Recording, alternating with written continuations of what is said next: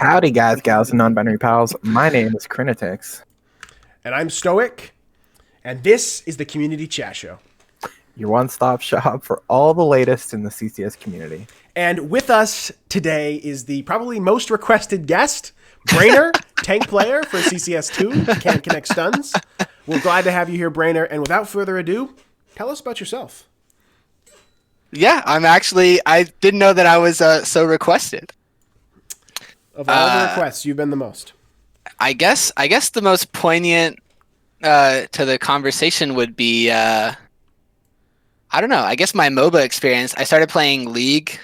Well, really, I actually did play the first Dota back in the day, and then on the Warcraft 3 mod, and then I went into League of Legends for like 7 years, and then I was in Dota 2 and League for like 2 years, and then I've been in Heroes of the Storm for really only for like a year. I was in Alpha, and I kind of hopped in and out of teams like 6 years ago, but I've only been playing now for probably like 8 months now.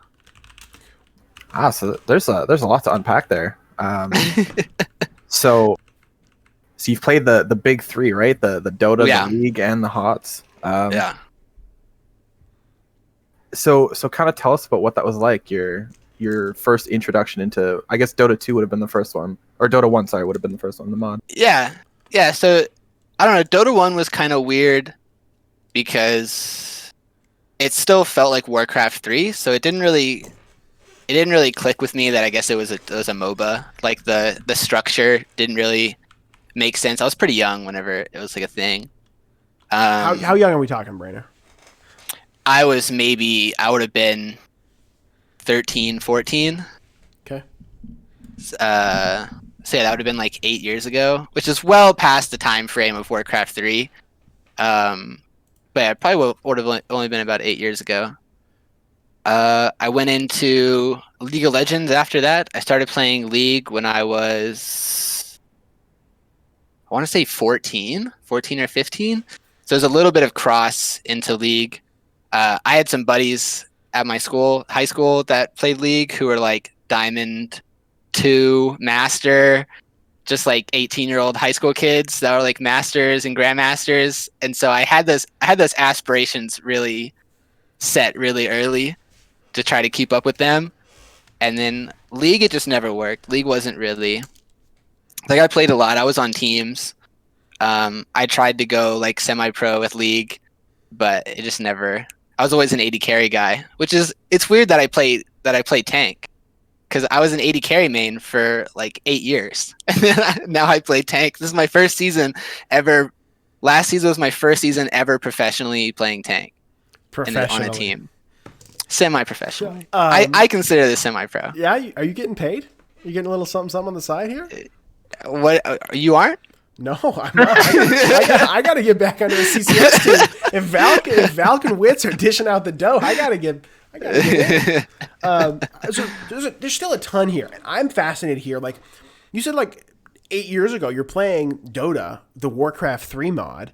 That's well beyond the time. Like that's way late. I'm curious, like, how did you what's the Warcraft 3 story? Like, you must have played a Warcraft 3 game before you played a Dota game. Like, what brought you into that sphere? Late, I guess, too. So my older brother was into RTS games. Okay. So really my introduction to games, at least PC games, was like Command and Conquer, StarCraft, like that kind of stuff. That led into Warcraft 3, and then I had some buddies in middle school who knew Dota. So like we're well past the time frame of when that was popular in like the early 2000s. This would have been like 2012 or 2011. But they just had, like, a buddy of mine just found out about the original Dota, and then there were still like servers and stuff that were running, 2011, 2012. That was before it like really died. It was before League of Legends really got popular, and the Warcraft and the Dota 1 scene like really started going away. Mm-hmm. But I just caught the tail end of it. I was lucky because it was awesome. It's a really fun game, and I recommend everybody play it. What made you love it? Like your brother's got this RTS vibe. You get Yeah. access to this Dota. What was it that like made you? Because you just listed off. You sound like a MOBA gamer now. Like you are just MOBAs. Dota, Dota 2, League, HOTS. Like what drew you in as a 12-year-old to this? What's relatively a pretty complex game. Yeah. So it was mostly just the team aspect, which for some people is very frustrating. But I think I was just introduced to it playing with my friends. So I never really got the playing with randoms frustration that really kills it for some people early on. So I was just always playing with my teammates, like with friends. And so it was just fun, man. Like the 3v3 and just like the characters, like the original it's been so long, I only know them by their Dota 2 names now, but I guess I like Wisp, like the IO was always good. I guess I would have been, because I played Windrunner back in the day, I guess I would have been more of a support guy in the original Dota, but I don't know. I play everything, and then high school, I just happened to be in a computer class with some guys who played League, and they were really good. And then I was just in.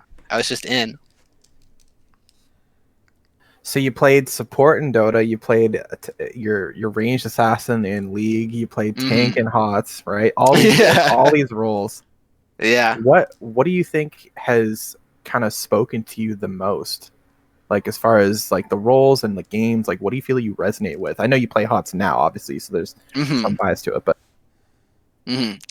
I think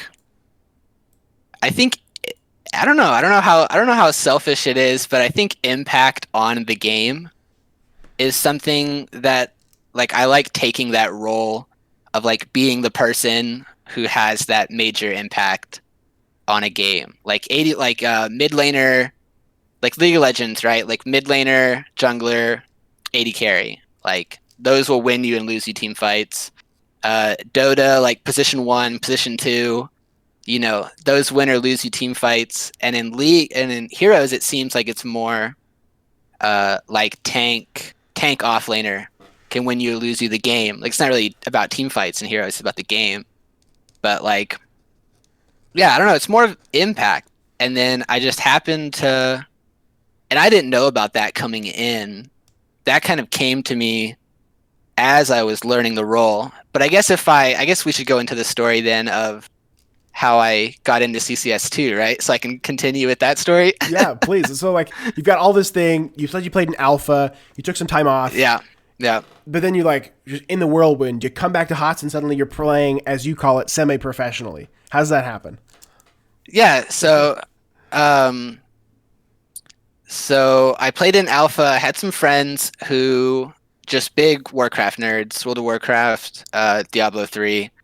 And then Heroes of the Storm gets announced, and they're like, "Hey, they're about to release this game." Like, we'd also played League of Legends for like 3 years together, me and this kind of friend group before, and they're like, "Yeah, this game's about to be released. Warcraft characters in a MOBA. Like, how wacky? Yeah, like how crazy." And I was like, "Oh, cool. Like, yeah, I'll give it a shot." Signed up for the alpha, just kind of, put that one away. I get an email from Blizzard saying, "Hey, you have access to the alpha." I'm like, "Yeah, whatever, I'll play it." Fell in love with it.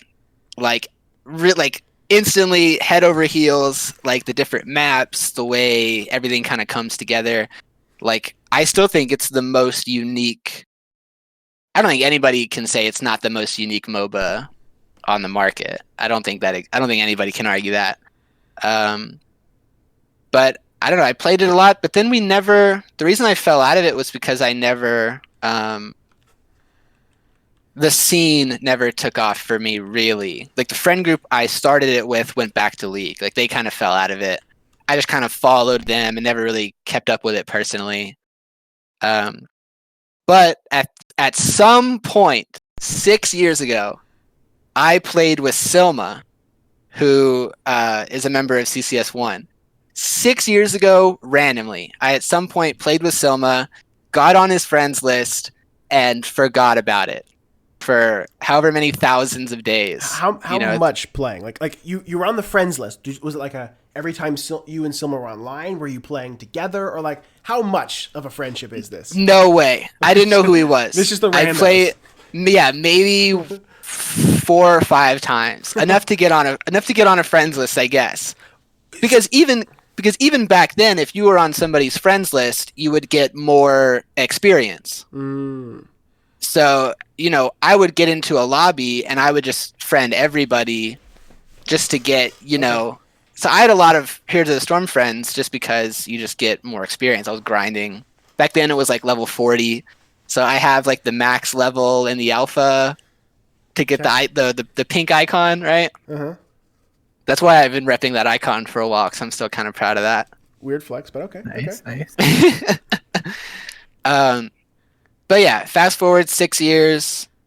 I had been hearing kind of word about it. I started playing World of Warcraft again for a little bit, and then I just kept seeing Heroes of the Storm. And I was like, oh, I played that game like 5 years ago or whatever. Like, it just kept popping up. I just kept seeing it, and I was like, and then League of Legends wasn't doing it for me. Dota 2 wasn't doing it for me. I didn't have teams or anything. None of my friend groups played them, so I was like, oh, whatever. I'm just gonna revisit this game and see what happens. Play it for a couple days, and then I see Silma is online, or like in the side panel, it's like Party Finder, Silma, and I'm like, oh, cool, whatever. Like, as a joke, literally, as just randomly, I'm like, oh, let's see if he'll invite me to a party, like this guy. Did you remember the name, like Silma, like it meant something to you? Or you just thought it was a name that was on your friends list? No, it meant nothing to me. It meant nothing. It was a name on my friends list that I'd never removed. It meant literally nothing. Wow. In that, the most random, it meant nothing. So in that lobby is like Silma, Valk. I think it was Wolf was in that lobby, I think. I guess he can fact check me, because he's watching right now. Yeah, just guys. Just, it was like, guys, Valk. I think RTB was there. Just like random people. So I'm playing with them, and then they invite me to the Discord, so I'm just kind of joking around with them. And then they're like telling me, I'm like, they're like, NGS. I'm like, what is that? Like, I don't know what anything is. And they're like, oh, NGS is this like thing that we play. It's like a thing. We play seasons. And I'm like, oh, that's awesome. Like, I've done that. I have experience with that. And I'm like, oh, yeah. And they're like, I'm like, how many teams? Like, you're just on a team? I'm like, yeah, we're CCS. And I'm like, oh, interesting. Like, whatever. And then either Valk offered me to try out, or I was like, do y'all do, like, how do I get on a team? Like, how does that work? And they're like, yeah, we have a spot open on CCS 2. Why don't you play some games with Wolf, and we'll see, and just see how it goes. And then Wolf was wanting to transition into kind of ranged, and then he wanted me to be tank. So I was like, all right, I'll play tank. I played tank. I played ETC in alpha. So I was like, sure, I've played tank before. Sure, whatever. And then they just liked me enough to keep me going. I guess I was funny enough or something, because I wasn't good enough. I guess I was just funny. That was when I was making 1v3 plays as like ETC or something. And I was like just, suiciding into a Towers of the Doom camp on the enemy side of the map for no reason, just because I don't know what I'm doing. But I guess they liked me because they kept me around. And then we go first place. So first round draft pick, baby. That's how we do it around here. There we go. Give us some insight as to what the team culture was kind of like. 'Cause you said that you kind of, they liked you right off the bat, but did it take any adjusting for the first few games, or was it just kind of like right out the gate, everyone loving each other kind of stuff? The chemistry. So I guess it's been long enough now. I don't have to go into the whole history of CCS2, but May was the original kind of guy on CCS2, and then I think Murad came on and then Wolf, or Wolf came on and then Murad. me and Slick joined the team in the same offseason. I just joined later. So me and Slick kind of meshed together really well, which is good because, tank healer. Like, me and Slick meshed together really well. And then, a couple games just to kind of, like, get a rapport. That was when we started doing our, like, team memes, like the CCS and, like, lightweight and, like, that kind of stuff. That was when that all started. That was, like, the first off season when we were playing against PRC in the first Nexomania. Like, that first Nexomania was the first off season that I was with the team. So, like, June, July. I guess we just brought a lot of memes, and it really helped. It really helped kind of, I think, bring the team together. So I'm glad I could do that. Okay, so this is what you've described here, though, is a relatively huge commitment. You've just come back. You play this game with Silma, Valk, and the boys, right? And you have a good time. Yeah. Like, but then you just, like, jumped to saying, "Oh yeah, I'll join a team." Like, did you recognize this was a huge commitment you were making, or did you not see it as a commitment? Or is this even a commitment to you now? Is this just something you do? Not at all. I didn't see it as a commitment at all. I was just like, I'm a very competitive person. Like Emily will say that I trash talk a lot because of that.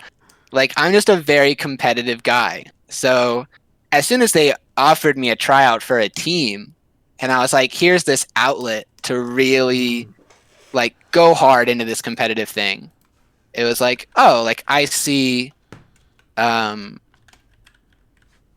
was like, it's an opportunity. So I was like, oh, like, I'm going to at least give it a shot, see what happens. If it blows up in my face, whatever, at least I tried. I got to meet some guys and play some games, and it'd be fun. And then it just clicked, man. It just clicked. It clicked a lot faster and better than I thought it would. And then really once we started losing in the beginning and we were still, like, having fun, that was when it was really clicking. Like, oh yeah, this will be something that I want to stick around with. And then the community started meeting Valk, I don't know, Bird was around at the time. Rip Bird. I know, R.I.P. Bird. But yeah, I started playing with them, and the organization kept me around a lot because there was a lot of stuff that really kept me interested in wanting to keep going. So yeah, I didn't really see it as a commitment, but it was just something I did. Like, it just became something I do, and I was like, oh, that was really easy. It was really natural. You said that, like, it clicked. Do you mean the game clicked? Is that the people clicked? Because before you'd said that, you kept trying for Dota 2 and League, and it wasn't doing it for you. Like, what was it? Was it Here's the Storm, the gameplay itself clicked? Or was it this, like, you found some strangers on the internet to steal rank points with that clicked? I think it was the latter. I think it was just the people that clicked. And then, once I was in, right? Like, once I was in and I started kind of analyzing, like, where the community was at the time, I see a lot in, like, a lot of the Heroes community reminds me of the original fighting game community, where there is no support from Capcom, like in the arcade days, right? There's no Capcom tournament support. Just like now, RIP, there's no real Blizzard support. But the community keeps going. Like, there's no support. The Activision could care less, but the community still goes and they still play the game. That resonated a lot with me. The guys were really fun. I mean, if you watch my stream at all, you know that we have a lot of fun. And, like, we can go from yelling at each other and swearing at each other for 30 seconds, and then we just start playing the game again, and we're cracking jokes like 2 minutes later. Like that really brought me in. And then the game, like, if you play Heroes of the Storm and then you try to play League of Legends, like, League of Legends just feels so slow. like the game is so fast and you have so much more impact and everything just comes together in a way that makes sense. And like viewing the game from a tank angle became something that I became really fascinated with.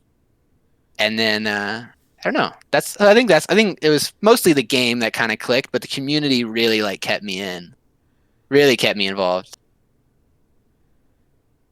So you've mentioned how you went semi-pro in League, Mm-hmm. and then did you find that any of the same, like obviously it's the same game genre, but like how did the skills kind of translate into HOTS? Do you feel it's like, especially coming from a different role too, like playing like, you know, a ranged assassin going to a tank? Mm-hmm. Has that kind of been difficult kind of transitioning, or are you finding a lot of the old skills still applying? In the beginning, well, so like there's kind of intangible skills, right? So you have to have like map knowledge, like, you know, there's like the, you know, knowing how far in the game you are, knowing what level everybody is, things that entry level MOBA requirements I already had down pat. Like I already knew how to, you know, check camps and watch the mini map and that kind of stuff. Gameplay was hard because, yeah, I mean, what I really think is, I think that's where my aggression came from, because playing AD carry, playing ranged marksman, you have to be really aggressive. Like you have to go in deep because you have to be the one to secure kills. And I think I just kind of took that and translated it into like going deep for kills. Just I'm not the one killing them. Like I'm just the one keeping them in, or like playmaking. I brought a lot of aggression, I think, into I like to think anyways, I brought a lot of aggression into the play style, just into the tank kind of role. But it's and then you kind of get an eye for like trying to kill people. Like you get an eye for health bars, kind of calling targets. My comms were really bad because as a marksman, right? I mean, you just call. You just listen to the tank player. Like even in League, it's kind of the same. You just listen to the jungler. You know, the jungler says I'm ganking, and then you go, all right, and then you just attack whoever the jungler is attacking. There's no real comms involved.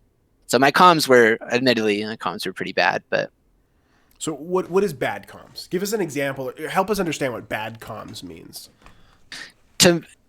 I just didn't really talk a lot because when you play a really micro intensive role, it's accepted to not talk as much because it's understood that you have to focus a lot more on your micro. At least to me, that's the way I understand it. Button precision becomes really important on specific heroes, and so you have to be thinking harder. Makes sense. Right. So I was just used to being this kind of quiet, play my micro as good as I can and just listen to the comms that are coming in. I was used to that role. Then I start playing with Valk, and he's just like talking all the time. Like he never stops. If you play with him and he's tanking, he never stops talking. And it was just like fascinating. And that was the first skill. That was the first skill curve for me. That was the first skill ceiling for me. Tanking was I just didn't talk. I just didn't talk a lot. And then, I really just had to push past it and just start talking all the time. Like taking words from Valk and just call out everything. If you see something on the map, just call it out. That was the first skill curve for me. Bad comms. So like, if I were a ranged marksman, my comms wouldn't matter. Like they would be bad, but they would be understandably bad because of the role that I was playing. But because I transferred into being a tank, they were atrocious because I just wasn't saying anything. Are you implying that the tank role is not so micro-intensive, or that the tank role is the essential like linchpin in the communication scheme of a Heroes of the Storm team, or both? I think they're two different questions. I do not think that the tank role is micro-intensive. I think a lot of tanks are either point and click or they're straight line skill shots. And I don't think that is they've started introducing, like I think Mei can be pretty micro intensive because you have to place wall, shoot blizzard, EW combo, that kind of stuff. Ace positionally intensive. Yeah, that's a really good point. So yeah, it's not the buttons that are intensive, right? So yeah, I don't think it's micro intensive at all. On your second question, I do think the tank role is like the role, because in the team comps that we've been running, and I think in the like cookie cutter comp that is run by most lower div teams, the tank is like the only form of engage. Like, hard CC, like think of your like point and click variant comps. You E in and you R, and you are the only R. You're the only hard CC because you don't need any more. You draft a team that as soon as you are, they're dead. You don't need any more hard CC after that. So I think in this game, it's very you really need to be that person if you're going to play tank. You need to be the guy that's calling who you're going for, talking all the time. So yeah, I would say, like you said, linchpin. I would say the tank is like the person, at least in the traditional, in the traditional way to play the game. And on the topic of comms, you kind of painted a picture of what bad comms look like, right? And you said that you kind of work towards calling out everything. Do you feel as though there's ever moments where you're talking too much, like maybe calling out? I don't know if saying calling out too many things is the right way to put it, but like, I guess this might be more of a question that your team can answer. But like, do you ever feel as though like you are overwhelming comms, or like, not calling the right things, but just kind of calling things? That's pretty interesting. I think in the beginning you have to, because you have to get to the point where you're comfortable just talking. Like you have to get to the point where you're comfortable calling things out, and then you kind of refine what needs to be called out after that. I definitely think I talk over them a lot sometimes. I guess that would be a great question to ask my teammates and see what they think. I think I do sometimes. I think I still make that mistake where I'm just kind of calling the map for no reason.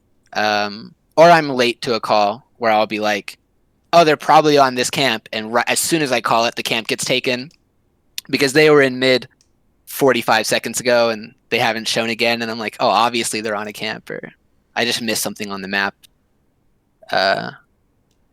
Yeah, I think you can. I think I do. That I think that would be bad comms. Yeah, for sure. Just calling, like you said, calling everything. Calling things, not calling important things.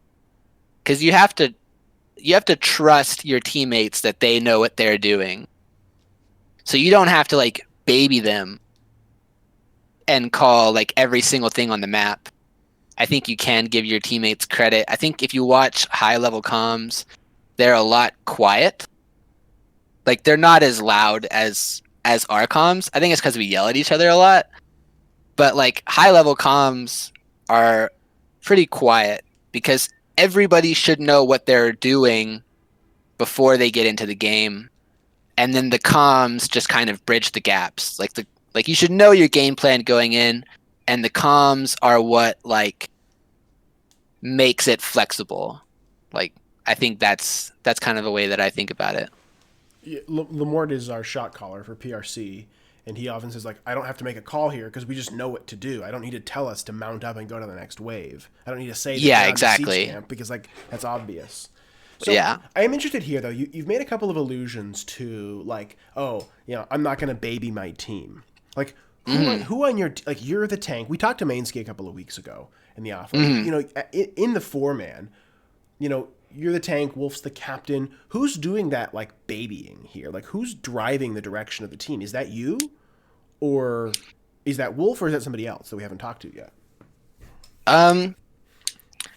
In game, it should be, and I think we baby each other a little bit, where something will happen in game, and it'll be like, well, you shouldn't have done that, right? And it's just like, well, yeah, but like me and Murad throw that out at each other a lot. I think if Murad babies me a lot, I think I'll call him out a little bit, because I think it's funny.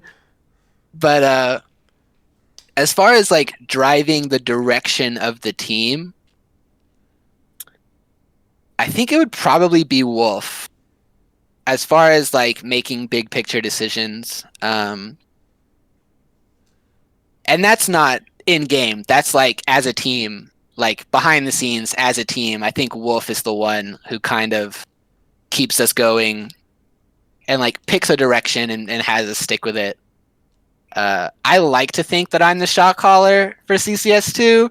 We argue and talk over each other a lot as far as decisions go, but generally it's either me or Slick.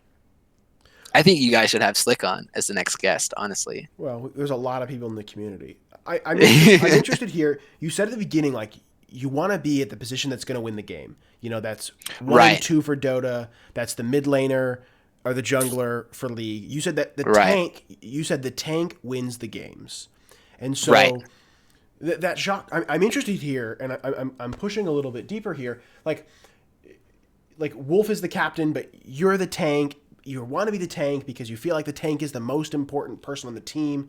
You're kind of the shot caller. You're kind of not the shot caller. What's that? Is there a tension there that you have with your teammates, or maybe an internal tension where you want to be having more of that important role? What's that like? Right. I think there is, and if you watch the streams, I think that comes across. That I think there is, because everybody on our team is a good player, and everybody on our team does research, and they all have ways that they want to win the game. And I think it comes with experience, and I think it comes with having to buy in to like a singular team vision or whatever. Maybe I'm just getting too esoteric, but I think there is, and I think there always will be on any team, because everybody has a way that they want to win the game.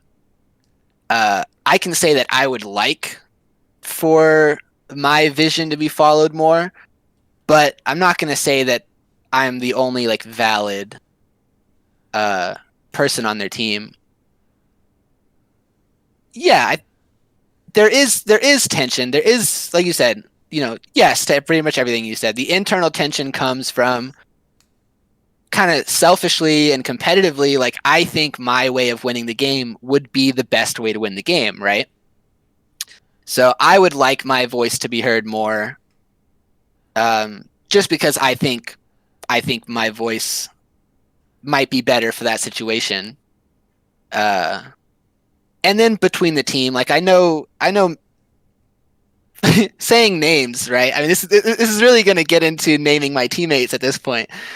But me and Murad, I think, have the most different visions of the game, and I think that can manifest itself sometimes, where some games will follow me more, some games will kind of follow him more, and it can kind of make one game different from the other as far as like what our philosophy is. I've even watched some casts of our games where game to game the caster will say, I think who was it? I think Fujin touched on this, where like one game will be super hot and one game will be not so hot, and it can feel like two different people are calling each game. And I kind of wish we were more streamlined in a way, I guess. I think I'm just like I think I'm just like talking to myself at this point. No, that's great. We're glad to be privy to this, realization or whatever this is that's happening. Yeah. And I think it's interesting because during the last dev days, the dev days mixed with the masterclass, Right. Romney was giving a bit on. I think it was Romney. Someone was giving a bit on Team. Romedy for sure. Yeah, yeah, and one of the things he said was that when there's like a dispute when you're reviewing VODs or going over strategies with your team, just based off the way it goes, right? You're almost guaranteed to have someone in your team who agrees with you and someone who disagrees. And you said that you and Murad are kind of usually on the opposite sides of the agreeal spectrum. Do you feel as though there's like one or two people on the team that you are usually like consistently on the same page with? I think me and Slick are generally I think we kind of understand the game kind of the same way, because I've talked with him before about how like he would want to win the game. We both come from like kind of chess backgrounds, so there's like this, thinking of it as like a board, like thinking of the map as like a board, and it's like, what's your opening, right? Like your opening is like the first 5-6 minutes of the game, and like that's your opening. So like kind of structuring your game plan around like, opening, mid game, end game, that kind of thing. I think we think of it kind of the same way. Aggression for sure. I think me and Slick I think Slick is kind of one of the most underrated aggressive players on our team, because he will go deep with me, 10 ways to Sunday. Like he will follow me to the ends of the earth, and I respect that. I respect that 100%. Yeah, I think me and Slick for sure, I would say. Can you describe? Go ahead, Kun. Sorry. Oh, okay. I was gonna say, it's interesting you bring it up because, there's a certain kind of relationship between tank and healer where the healers like it doesn't really translate, but in a way, like the healers like mana bar and cooldowns are kind of your health extended, right? So like it is kind of like a dance you guys are kind of doing, right? Like sword and shield, like one enabling the other kind of thing.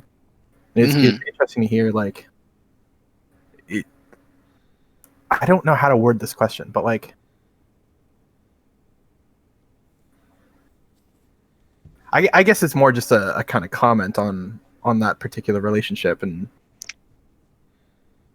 if I were playing the way that I play, which is this kind of like foot on the gas, if I were playing the way that I played and Slick wasn't just bought in, following me as deep as he could, I would look like a much worse tank than I am.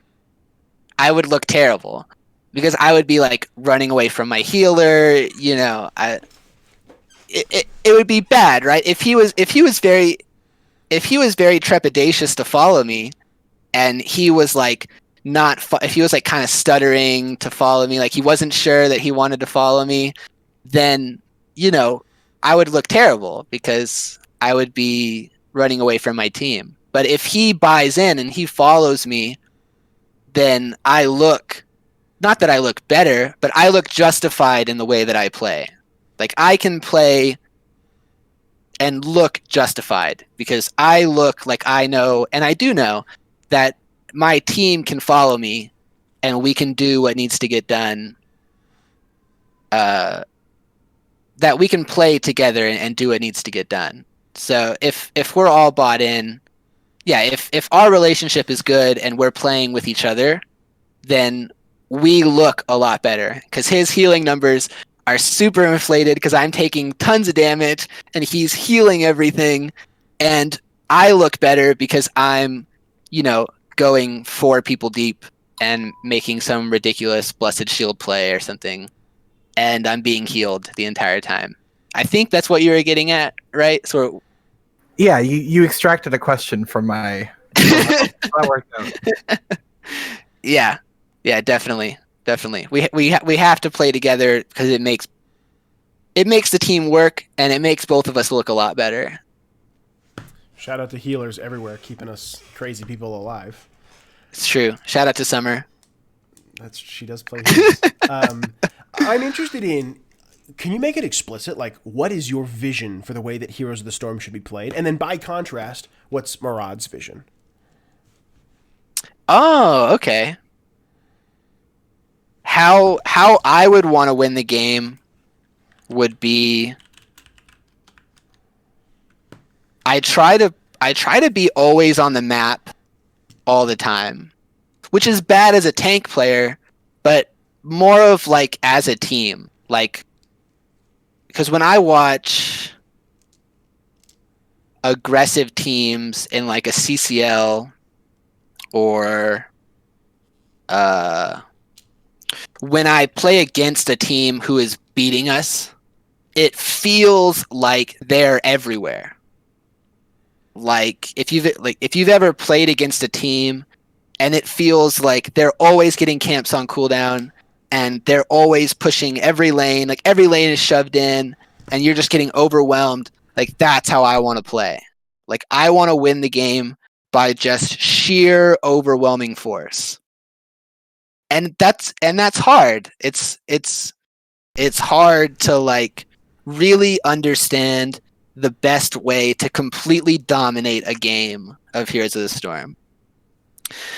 I would do that by I like to split up a lot. So, getting 2 camps at once and having an offlaner pushing a lane or something, and just like try to give the enemy team that feeling of they're everywhere, like that hopeless feeling of like there's nothing we can do, like the team's everywhere and there's no hope.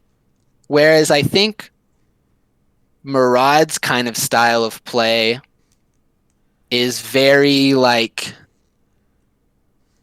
I don't want to say team fight oriented. I also don't really want to speak for him, and I'm sure he'll tell me what he really thinks about how he wants to win the game if I'm like totally wrong. But from your perspective, being somebody who is at odds, you feel right. You feel that he's saying, I think he wants to be more controlled. I think he not really team fight focused, but like, not overwhelming by force on the map, but overwhelming by force as players. Like just like winning a team fight, spreading on the map, and then like winning a team fight, spreading on the map. Whereas I would just like to just be all over the map all the time and just play fast and play loose. And I would say his way is kind of more controlled in a sense. I don't know. That's a very good question. It's a very hard question to answer. So thinking about the drafts, I'm thinking about season 10, some of the drafts that you guys played. I mean, you guys had an amazing season. Right. So from what you're describing, it sounds to me like Thank you. Towers of Doom, Cho'Gall, Ana, Malthael, yeah, Cho'Gall, Greymane. Yep. Is that a Marad draft or a Brainer draft? That's all me. That's my draft, bro. That is all me. But but that sounds to me like the way that Marad would want to play it. Like go in them, like outplay them in a team fight, and then do something else. Rather than this, that's not a team that out macros. Right. That team exists for the level 10 team fight, the level 16 power spike, and the level 20. Yeah. We're gonna wipe them every time we see them. Yeah. I think that's why we don't play. I think I've evolved a little bit now. Like I kind of gave you the way I think about the game now versus what I looked like in season 10, which we kind of understood. And I think there were hints of the way I like to play the game now, even back then.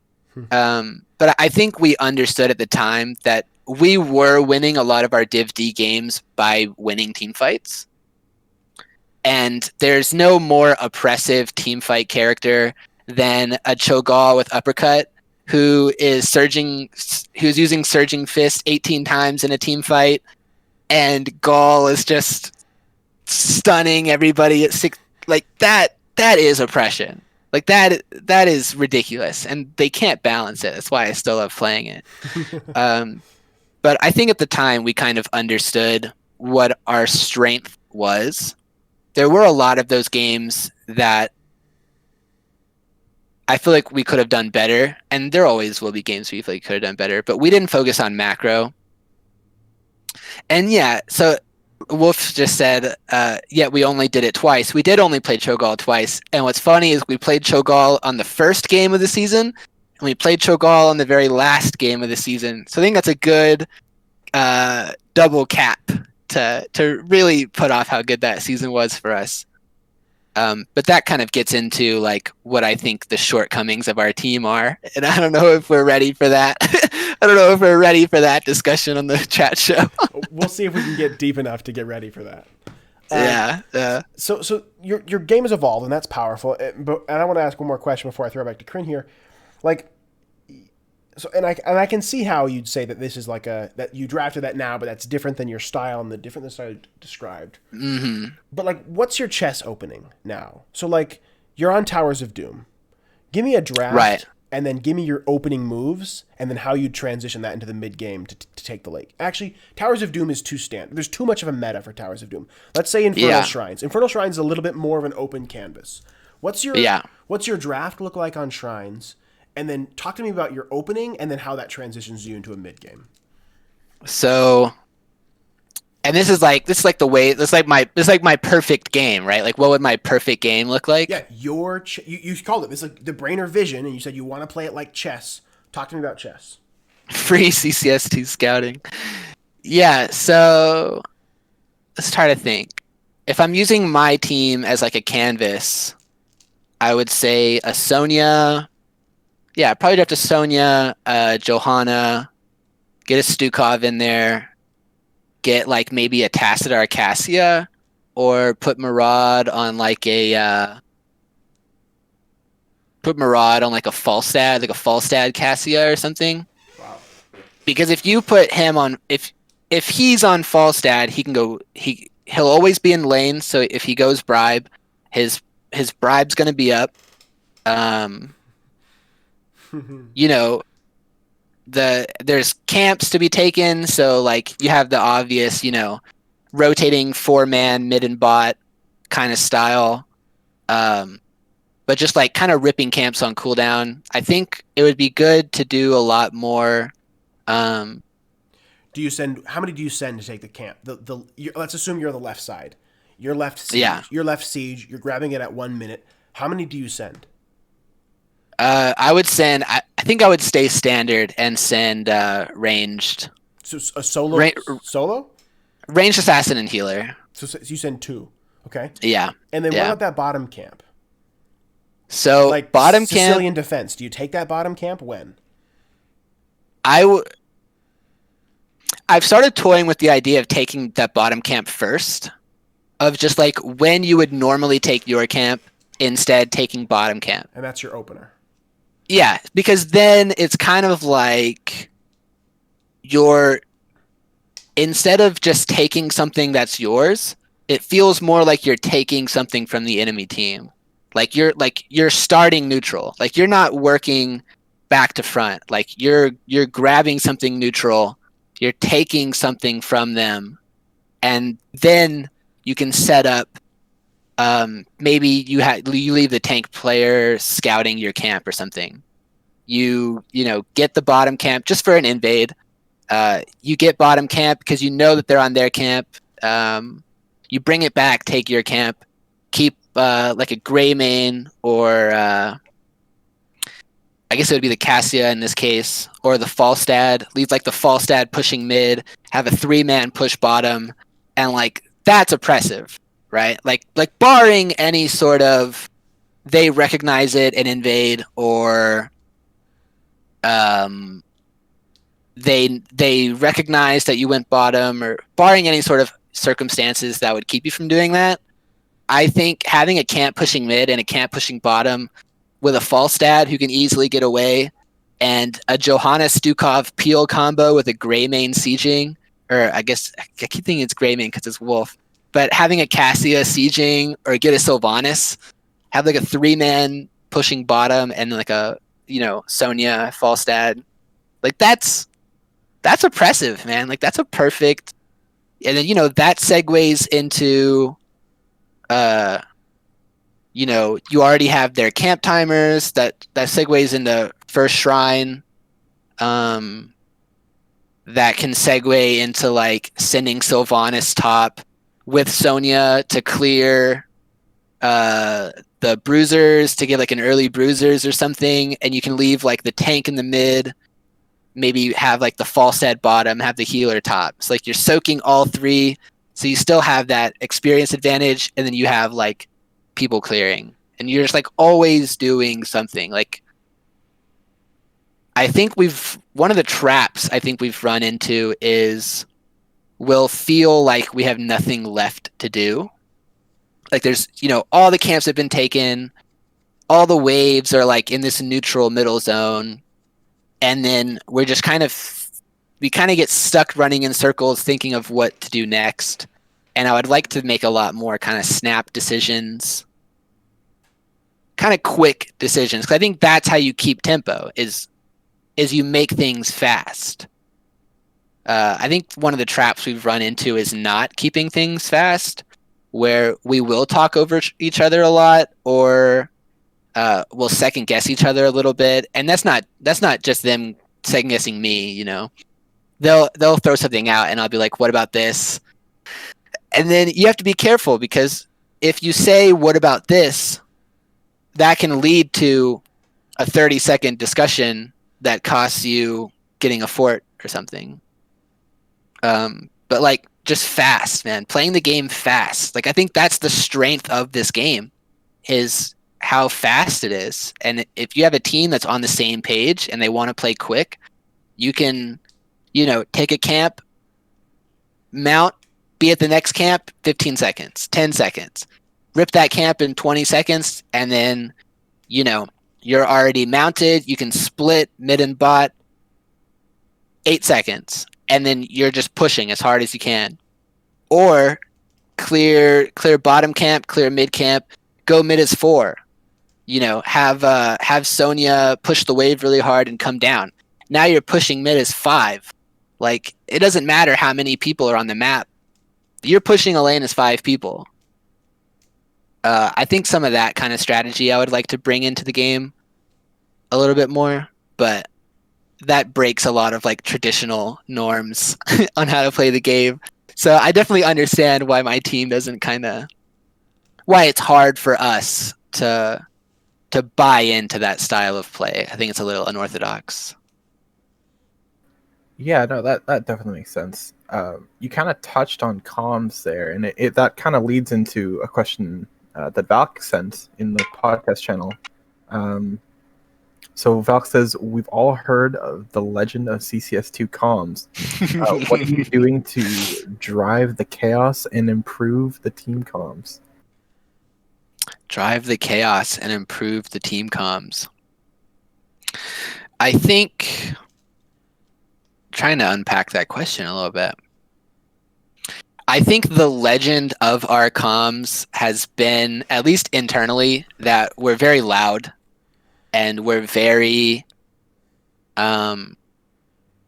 we go through a lot of, I guess if you can buy into the chess example a little bit, you run through variations in your head of like, you make this move, and then what are the next couple moves that could happen, and are you at an advantage? Then you run through this move, and you calculate a couple moves ahead. Are you at an advantage? I think you can do that in Heroes of the Storm, and I think that is what we've been trying to do, is just have everybody running a variation of the game themselves, and then if they see something that would lead to an advantage, they call it out. And then, we kind of calculate that as everybody, and if we agree, we go for it. The problem with that is you have to spend a little bit of time calculating something that you may not have noticed, and it can lead to being loud and a lot of screaming, but nobody's going anywhere. Because everybody's trying to get their idea out and not listening to anybody else's, and then you're just kind of running in circles. And we've done that. We've done that plenty of times. But it's hard because I don't want to get rid of that. I think that's fun. I think it's very fun. our comms are fun. So I don't want to get rid of that. And there's no real way to focus that. I don't think there's really a means to an end. I think it's just a quirk of the team. I think we're just, it's just the way that we have fun. I think if we were the kind of team where I was the only person being listened to, or I think we'd be a much more boring team. So I like the way that we do it. Obviously, I would prefer if everybody listened to me and we won every game and whatever. But we have fun, man. It's a very fun team to play for. It's interesting because it kind of I forget the specific segment, but there was a segment in one of the recent dev days talking about team comms, how the kind of ideal is to become sort of a well-oiled machine, for lack of a better term, right? The team feeds the primary shot caller info. The primary shot caller then chooses what to do, right? And then when they say do something, everyone else just do it, right? You can talk about that. On that note, what kind of information do you feel is the most helpful that your team feeds to you on a semi-regular basis? Assuming, like, you are the primary shot caller, correct? Yeah. Camp. So, was it PRC? I think you can tell me if this was you guys, Stoic, but I think this might have been a different team. Basically, the way they did it is they kind of divvied up responsibilities of keeping track of certain things to certain people. Like the offlaner kept track of camps, and the healer kept track of health bars and that kind of thing. I think I would want them to give me information, and I think they do give me information that I normally miss. I normally miss where people are on the map, because I think I'm trying to call everybody out too fast. I can kind of lose, I'll call something out and I'll forget about it immediately. So if they're rotations, for some reason I have a mental block in calling if somebody's rotating somewhere. So if Wolf is calling, hey, they're rotating from mid to top, if I don't, and then May now has that information and we can kind of save him. I think it's just stuff that I miss. I like calling if they're on a camp. I think I've gotten pretty good at having a good feeling for what camp people are going to be on at a certain time, and then what we can kind of do with that information.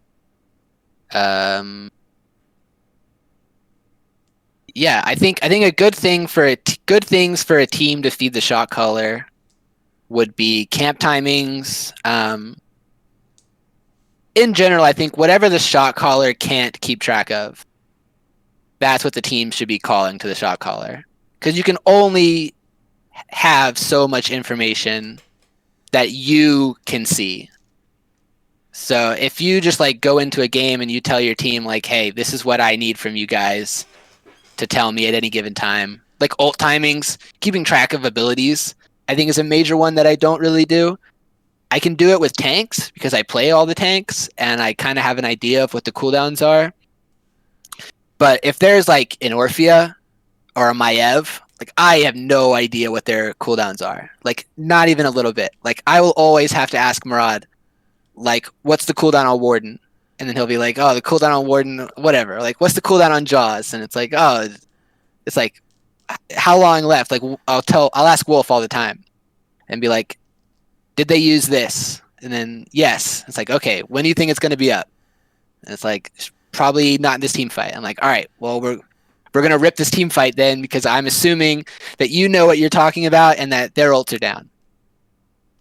So a lot of that's very important. I think I'm really bad at keeping track of timings. Ability timings, I think, is something I'm pretty weak with. So, and I imagine if Wolf trolls you and says, "Oh yeah, Jaws is down," you run in there and get Jawsed. That'd suck. So is that trust in that information from your team? Is that something that is exists by just necessity, that you can't keep track of that stuff? Is that something that Yeah. you just give them because you do trust them, or is that something that you've had to that they've had to earn in your book? When I got into the game, I knew very early that I didn't know that much about the game itself. I kind of knew that my skill set would be in my experience with MOBAs as a whole, and that I had this decision making experience already there, but my knowledge in the game itself was limited, and it was limited in a way that was pretty weak. So when it comes to stuff, even now, it's been like 6-8 months that I've been back playing the game kind of full time all the time. If it's something involving the game, I have to trust them. Like I don't have that knowledge base to second guess them. So if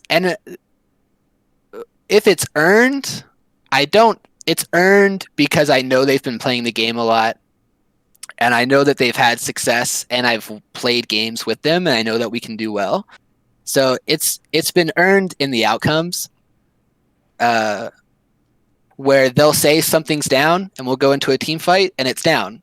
So it's like, oh, they know what they're talking about. It's like they knew that was down, and then that happens, a bunch of times over a game where I'll say, "Is this down?" And they're like, "Yep." And then we do it, and it's down. And I'm like, "All right, they know what they're talking about." And then it's been long enough now where I trust them to know the stuff that I don't know. Yeah. And then I just go in, just blind, and then I go in deep, because if they tell me something's down, I'm going in deep.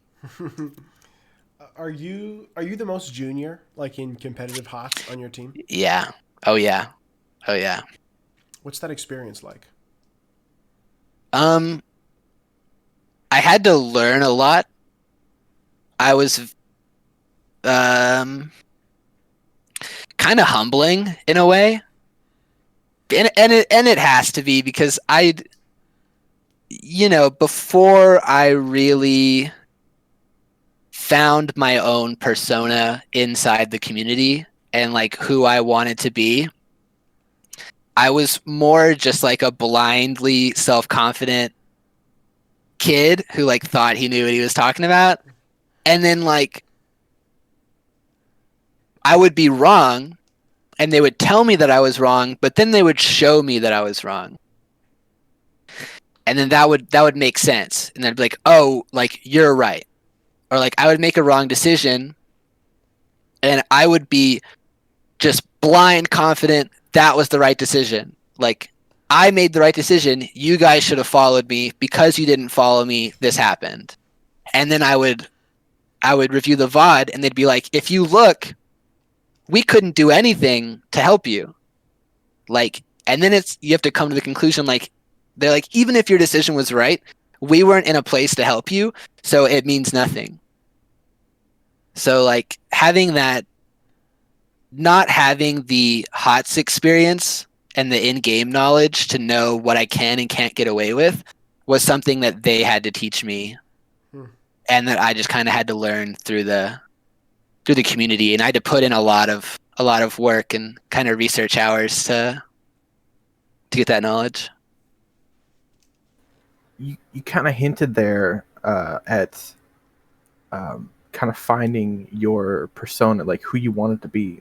What does that look like, right? Like who does Brainer? Like who is Brainer? I think that looks a lot like what this is. And what's funny is my team doesn't really like it. I have fun. Like I just have fun. Like when I talk trash, and I'm like, if you've ever seen me in NGS chat when a CCS team is playing, and I'm like spamming NGS chat with like, "Let's go CCS" and that kind of stuff, and just like being this loud, like I don't think I'm abrasive, but like just being a loud like person, like that's who I want to be. And like being this like, self-confident, talk trash kind of, I think that's fun. And I enjoy that a lot. And even like messing around, like when I'm switching when I'm switching characters in when I'm like in a draft and you see me like switching between all of our characters and then like getting to the last one and waiting like 5 seconds and then switching back at the last moment. Like they hate that to the point where I think they've barred me from ever doing it again. But like it's fun, man. I play the game to have fun. It's funny you mentioned that. Because I know that in a lot of gaming communities, you see this kind of stuff happen a lot in fighting game communities. But do you feel like you ever kind of take on the persona of a villain, like for lack of a better term, right? Like the person that kind of like, you know, everybody knows, but like kind of annoys people or like, you know, does things that other people don't like, whatever, just to kind of get on their nerves. Like, do you ever kind of resonate with that? Yeah, definitely.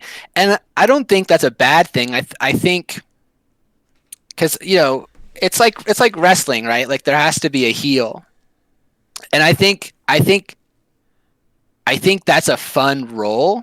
I think I have fun doing it. So, and I mean, I have enough friends.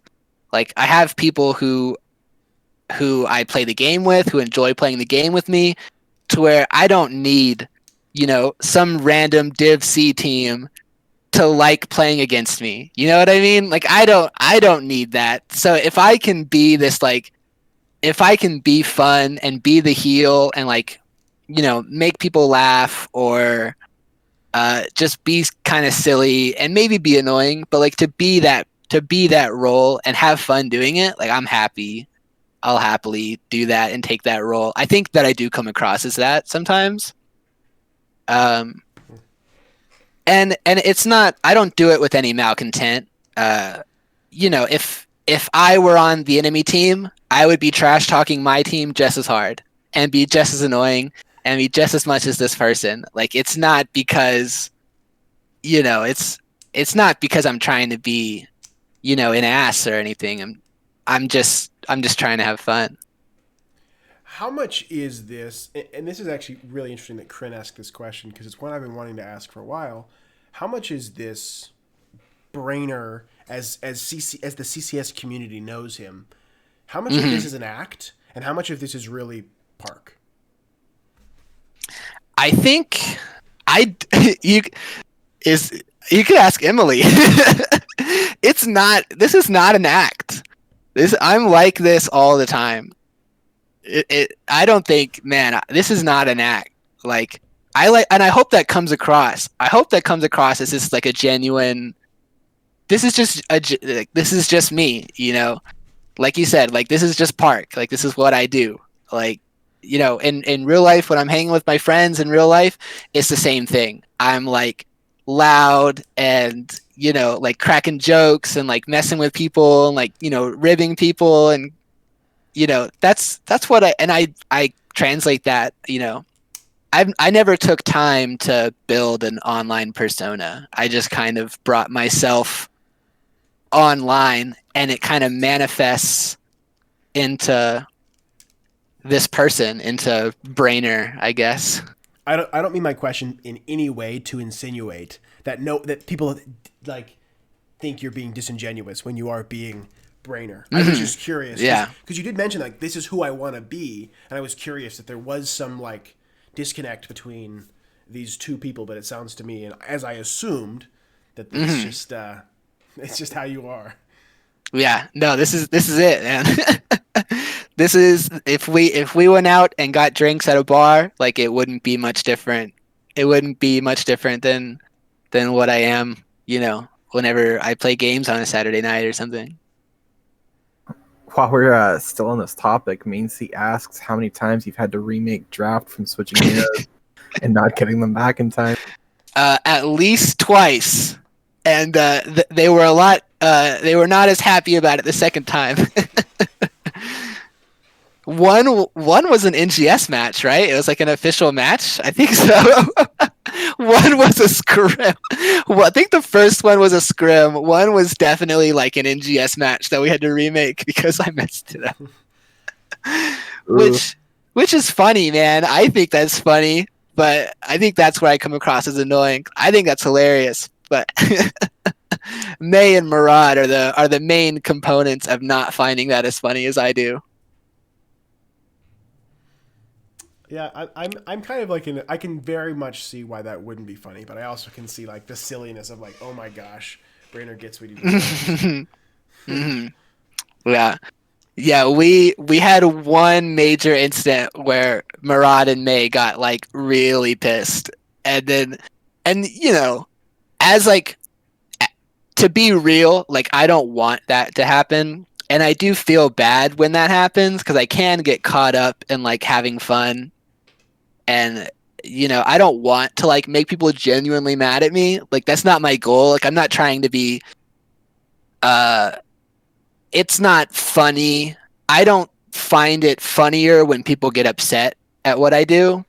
I just do what I do because I think it's funny. It's not people's reactions that I'm trying to get.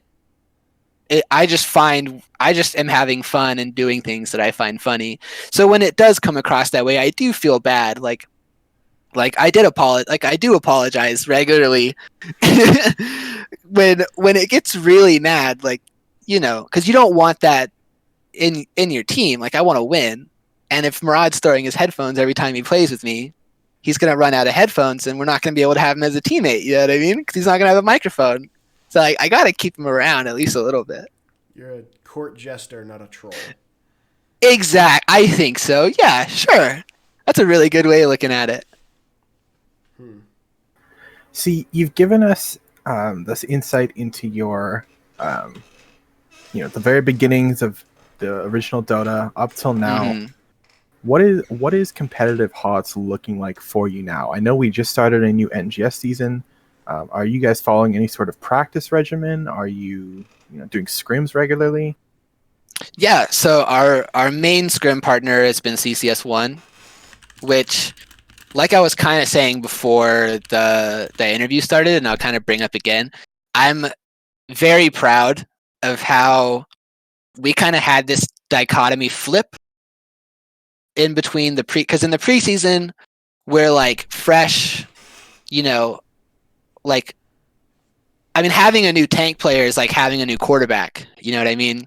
You have to have this guy who touches the ball every single time it's snapped, and he has to learn a whole new playbook. You know what I mean? Like having a new tank player is really hard. So in the very beginning, when we were originally scrimming PRC or scrimming CCS2 or scrimming CCS1, sorry, it was hard, and we were getting 0-4'd. I don't think we even won a game against PRC for the first like 8 games that we played against them or something. It's some ridiculous number. We were just losing all the time. But then it's like you take a game. We ended up taking a game off PRC at one point. We ended up taking a game off of CCS1 at one point. And then you find the things that work, and then you start to have fun winning. You can have fun losing, but you can really have fun winning, right? So we had this moment where we started going 1-3 against CCS1, and then 2-2 against CCS1, and then 3-1, and then 4-0 against CCS1, which, like, toot your own horn a little bit, but like we were kind of starting to get into our own and get this rhythm, and it did come with CCS1 kind of having that same problem where I think they were trying to either find a new vision in the game or refine a vision they had. It's like they were trying a lot of new stuff, and also, they're trying new stuff because they're an established team, and we're trying really, really hard because we're a new team. So like, maybe there's some of that, maybe it's luck, but yeah, we play against CCS1 a lot, and now they're starting to beat us. Like they're starting to come back, and then that's exciting. I want, obviously we want to have more in-houses between the newer CCS teams. I think CCS2, I would love to play against BMED's team. Summer's team looks really fun. CCS5 is always fun. CCS3 is always fun to play against. I would like to branch more into those, but I think right now we're pretty consistent in playing CCS1 a lot. Why? Like, why haven't you played BMED's team yet? I think the generic excuse would be scheduling, but I think we're just really comfortable scrimming CCS1. I think we need to kind of break out of that. We need to start a rivalry. We need to start in-house CCS power ranking rivalries. That's what I want. Bring the competition, bring the NGS competition in-house. You know what I mean? It's funny that most people would say something to the effect of like, "Oh, it'd be a good opportunity. We can learn a lot. Like we can have fun." But you instantly go to power rankings. No, man, because like I don't know, rankings, man. I'm a numbers nerd, so like, you know, if there's a chart of 1 through 8 and I'm at 4, I want to be at 1. If I'm at 6, I want to be at 1. If I'm at 1, I want to stay at 1. And you know, that drives me, so I kind of keep that in my head at all times anyways. So I think we need to play more CCS teams anyways, I think. Starting with BMED's team, because he's always fun. They're always fun to play against. I like them a lot. But yeah, we need to start the in-house. We need to start the in-house rivalries. That's what I think. In the same vein of climbing, word on the street is you're looking to be Division A next season. Like, oh, is that the word on the street? I thought that's what I've been hearing, is that Brainer wants Div A.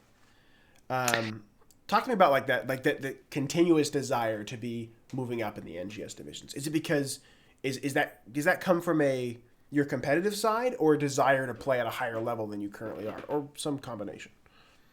I think it's a desire to play at a higher level. Because I think I've talked to people, and this is going to sound very like self-assured kind of, but this is how I feel, right? Like I think I'm a pretty good player at the game. I think I could play at a higher level, and I like my teammates, and I want my teammates to be better, and I want my teammates to realize that they can play at a higher level, and I want to bring them with me. I have these aspirations, and I want to like take this role of like if it's like we can play at Div A, and it's like, well, we've never played above Div B, then it's like, fine, take our lumps. Let's play at Div B. Like, why not? Like, at the end of Div D, I was like, let's go to Div B. Like, I don't care. Like, I don't want to play through Div C. Like, let's just keep going and see what happens. And they're like, we're going to lose. And it's like, it's not about losing. It's about, like, if we're playing at a Div B level and we're doing well, you realize that, like, you can play at that level and do well.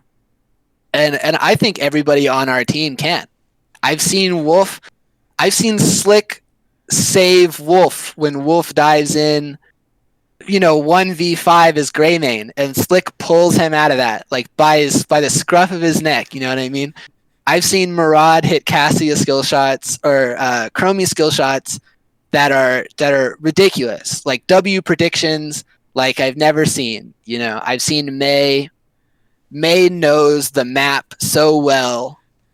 Like most maps where like he knows what he's doing on the map, and he's like a really smart person. Like he knows how to play the video game. Yeah, like, and then everybody's a good player on our team. I always try to go for like the 5-man Johanna condemns into Blessed Shield into 5-man punish slow and that kind of stuff.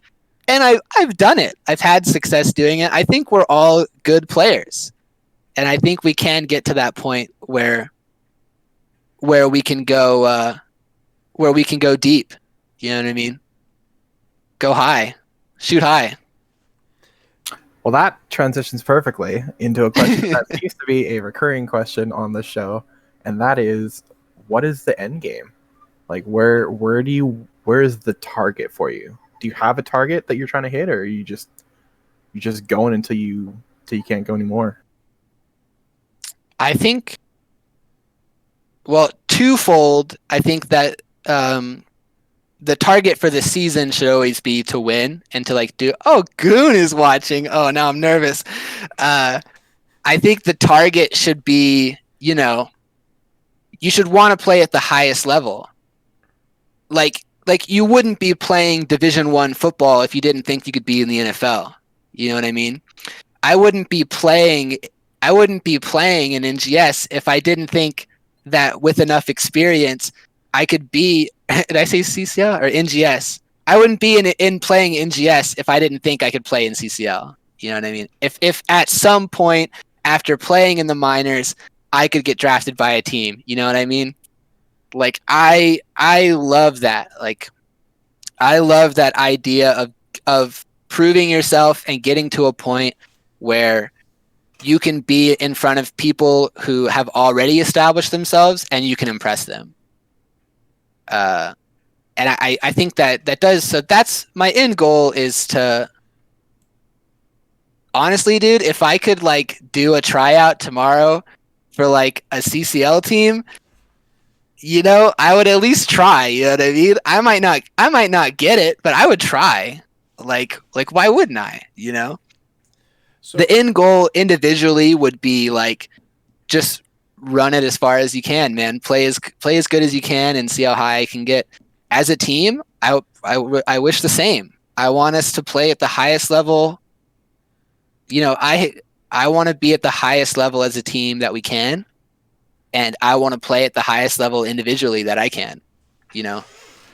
Let's say that Josh decides that he's going to retire from playing and just go full-time coaching, and he says, I give Brainer my blessing to take my spot.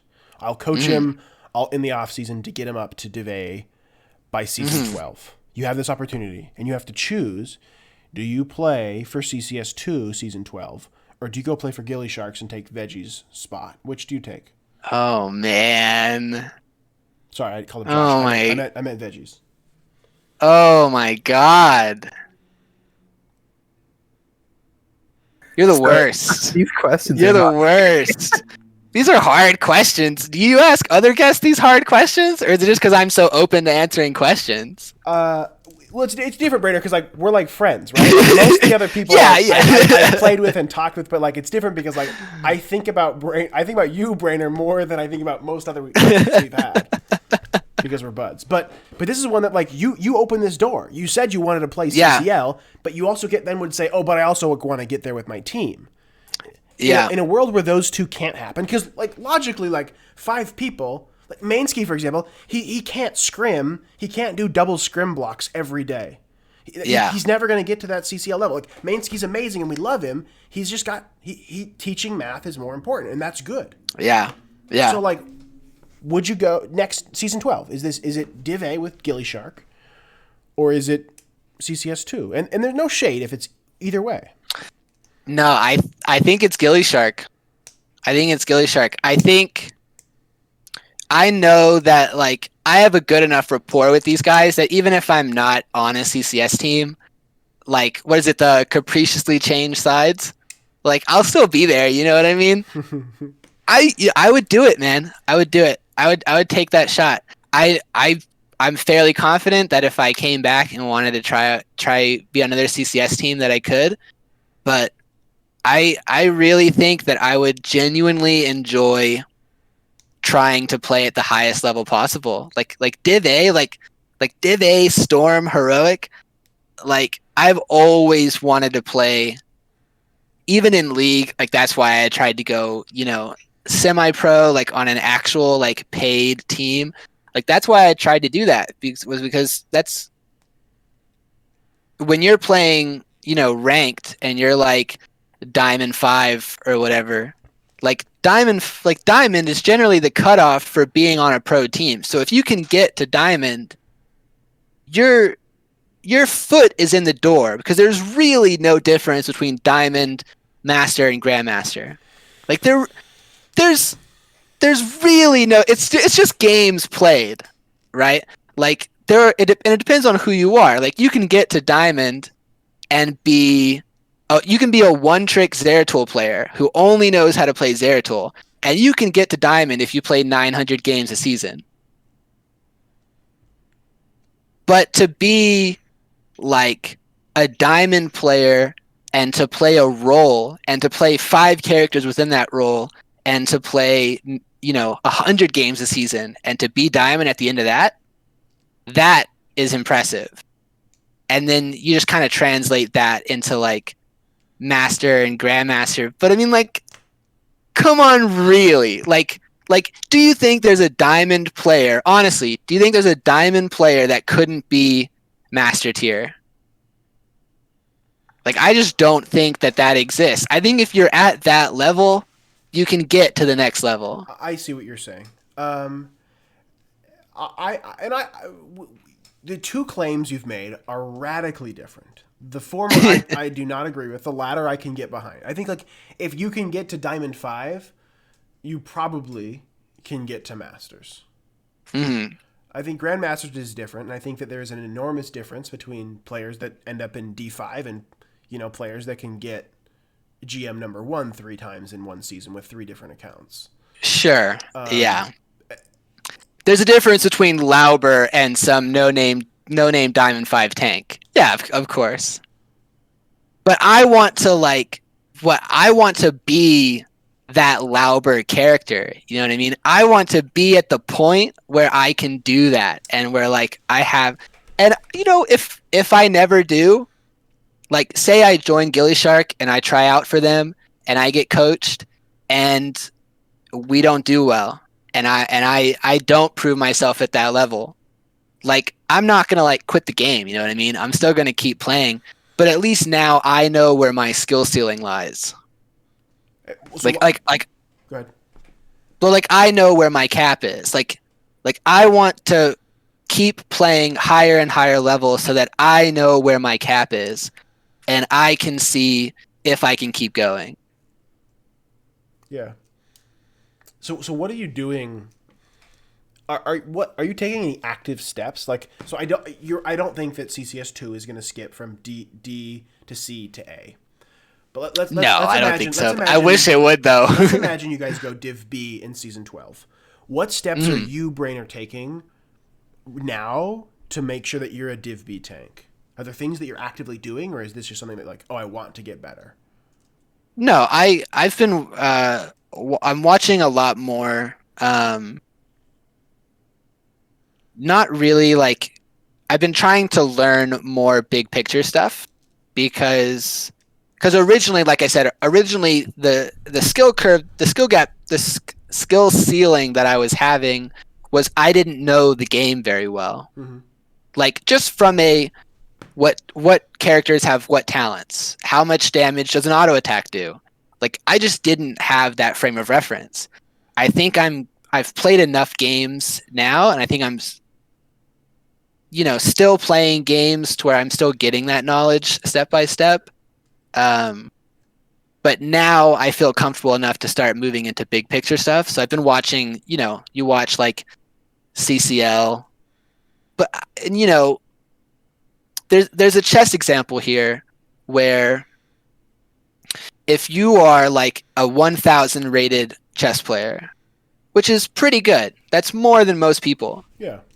If you watch like Hikaru Nakamura, who's like a 3000 MMR chess player, you aren't going to gain anything from watching him because he is so many levels above you that there's just too much for you to learn at one time. So you're much better watching like a 1200 rated player or a 1400 rated player because they are at a point where there's probably only 1 or 2 things separating them from you. And then if you learn those things, you can be 1200, and then you go to 1400 and there's probably only a couple things that they're doing better than you, and you keep going, and that's what separates like GM from like a grandmaster from like if you're silver and you're watching Fan, like you're not really gonna all of a sudden become a grandmaster. You have to watch like Not Paradox games and like watch his videos where he like breaks things down at like a really interesting fundamental level. Like you have to do that. And those are the things that I've been doing, is going through and trying to get my fundamentals a little bit better, and then start more of a progressive kind of climb into like more in-depth stuff. I think I definitely threw myself in the deep end as far as like having a lot of talks with John Knight and Veggies, and like, you know, some of the Dev Days stuff still goes way over my head. Hearing Goon talk about the game goes way over my head sometimes. Like drafting goes way over my head sometimes. Like the draft strategy in this game is so different from like a League of Legends style or like a Dota 2 style. Like there's just different outcomes of the game. There's different ways to play the game, and there's so many different maps and styles that it's just research, just doing a lot of research, just watching a lot of games. But you know, that's kind of what I'm doing personally, and just playing a lot. I think I played like 500 games a season or something. It's just, you know, I have a lot of time. That's all I'm saying. So say hypothetically, going back to something you said earlier, right? Like let's say tomorrow, March 1st, some CCL team owner reaches out and it's like, hey, I want to try you out for my team at the end of March, right? So you have a month to prepare. How does your training change then from what you're doing now? Like what will you do different to prepare for that? I think you have to kind of have a frame of reference change. I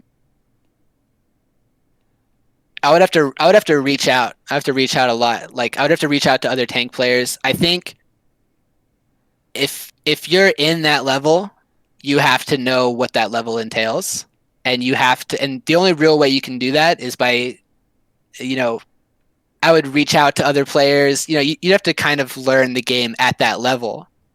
So walk us through the mechanics. Like, who would you reach out to? Oh, dude, I need to find out how to get into a Discord call with Lauber or something. I need to, you know what I mean? Like those guys who are like the staples of the role. Like, what would you do? How would you get in Lauber's DMs for him to do a coaching session with you? You can't just ask, and you can't pay him, right? Well, you can't. Let's assume that you can't just go to Masquerade and pay the 40 euros he's asking per hour for coaching, which seems like a great deal. But not sponsored by Masquerade's coaching business, by the way. Well, how would you do it? How would you get Lauber to be like, yo, I'm going to coach this guy to be CCL ready for the new CCL org? I think it would look just optically, because here's the thing, right? If I'm like a gold, you know, like high gold, low platinum tank player, and I'm like magically being tried out for a CCL team, optically, that's a big shot. Like there has to be a reason why they're bringing this guy in. For like a Lauber or like a Masquerade or those guys, I think how good would it look for them if like help the new blood, right? Help the new blood come in and like prove himself, and then give him a platform to prove himself. I think that's how I would pitch it. I'd be like, how, just like optically, like how good for your brand would it look if you got shouted out as like, yeah, you know, I came in and Lauber was a real big voice for me, and he really helped me come through and kind of get caught up to speed on where I need to be to play at this level. You know what I mean? I think that's how you would have to pitch. That's how you would have to pitch it if you were going to try to do something like that. Interesting. Everybody loves the underdog story. It's true, man. God, I would love that to be me. Oh man, I'll do anything. It's so much fun. You get in Lauber's DMs, and because I want to keep pushing down Crin's line of questioning here, and he, like, let's say he agrees to coach you. Like, you recently got a new job doing EMT work, right? So like, do you quit your job and do you just grind games to get to Masters League this month? Like, do you what is like really, like, what does this look like? Or do you not? Like, is it worth it?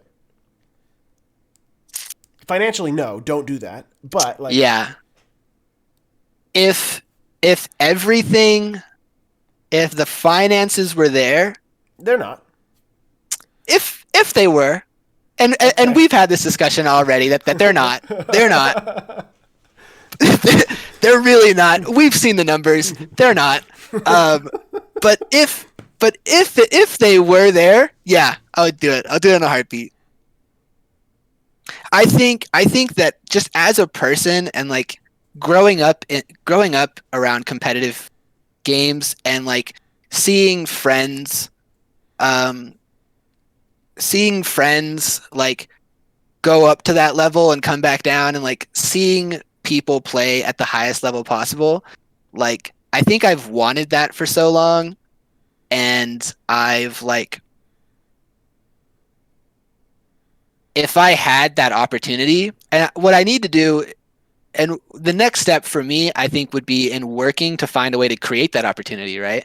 Because you have to, right? Like you can't just play the game 5 times a week and be like, yeah, I would love to be on a CCL team, and not like network and talk to people and try to create that opportunity, right? Like you have to prove yourself, and I totally recognize that. But would I take that step if I was offered? Oh yeah, in a heartbeat. Of course, if the finances were there, which they're not.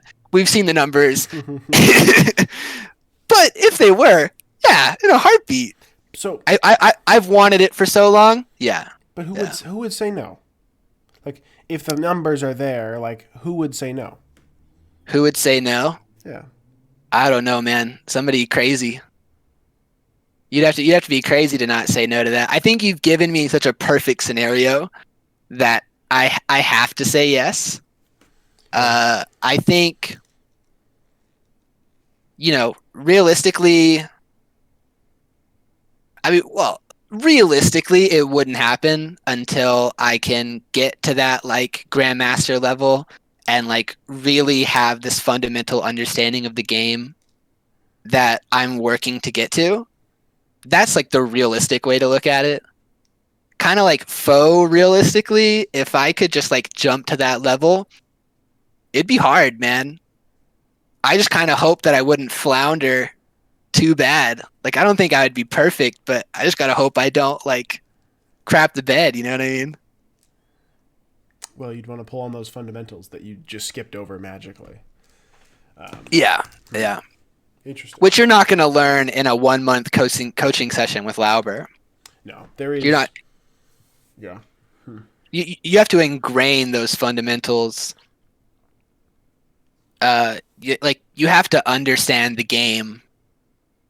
That gets into the question of like, what are the fundamentals of the game? We've had this discussion with Goon and some of the Wild Heart guys, where it's like, what are really the fundamentals of the game? And it's like taking structures, sure, winning team fights, sure, but it's like pressure.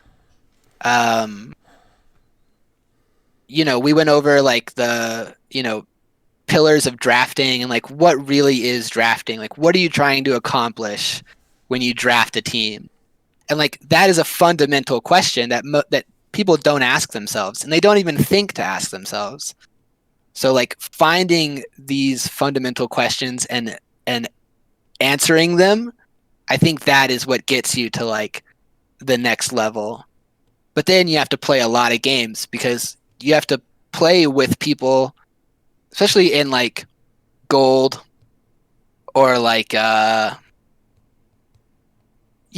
bronze, silver, gold, I think even low platinum. You're playing with people who don't really want that next level.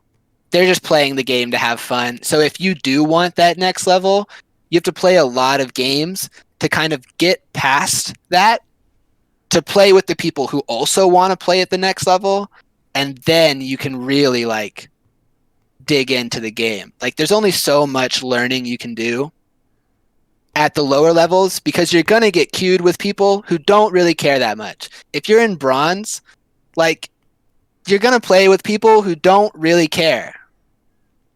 Again, so you have wild assumptions.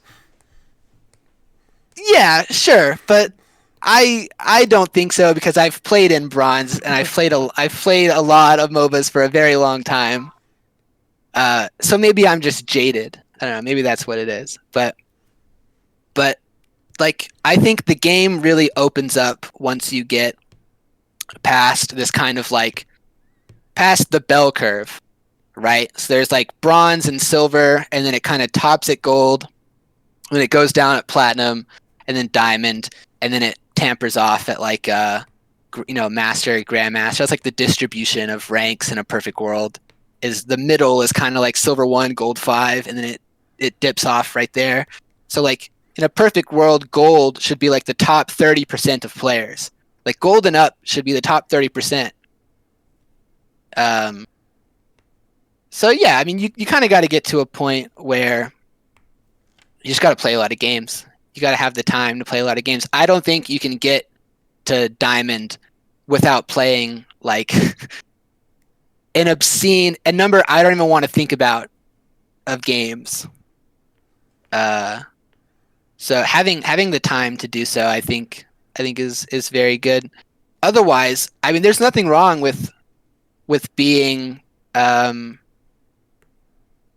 nothing wrong with being at a low rank. And I'm not saying that everybody at a low rank doesn't care what their rank is. I just think you have to play at a level and have. I think you'll go a lot further at low ranks if you have an understanding that it's going to be hard. And you're going to play, because like the people who are at bronze and silver are the people who like, AFK at 5 minutes when they die bot lane or something, those are the people who are, you roll your eyes because I'm right? Those are the people who are in bronze and silver. So if you can get past those guys, you get into gold, who are like people who try, but sometimes they get frustrated and throw games, and they get stuck in gold because they get 50%. If you get past that, you start getting into platinum, and then like platinum is really just gold, but people think they're a lot better than they are. Diamond is where you really get into the tryhards, and I think that's, I've played on diamond accounts against diamond. I've never been diamond in this game. I've been diamond in League. Diamond, I think, is where the game gets really fun, because then you start playing with people who know that they're good. If you're in diamond, like, that you're good at the game, right? And you're playing against other people who know that they're good at the game.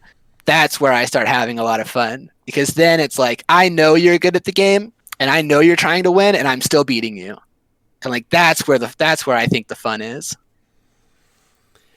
So, no shade to CCS, but like, if like you have this love for diamond, which is Div C is not quite diamond level.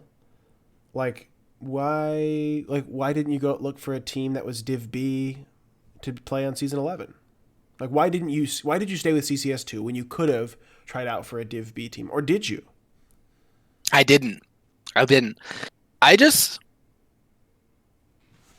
God, another really good question.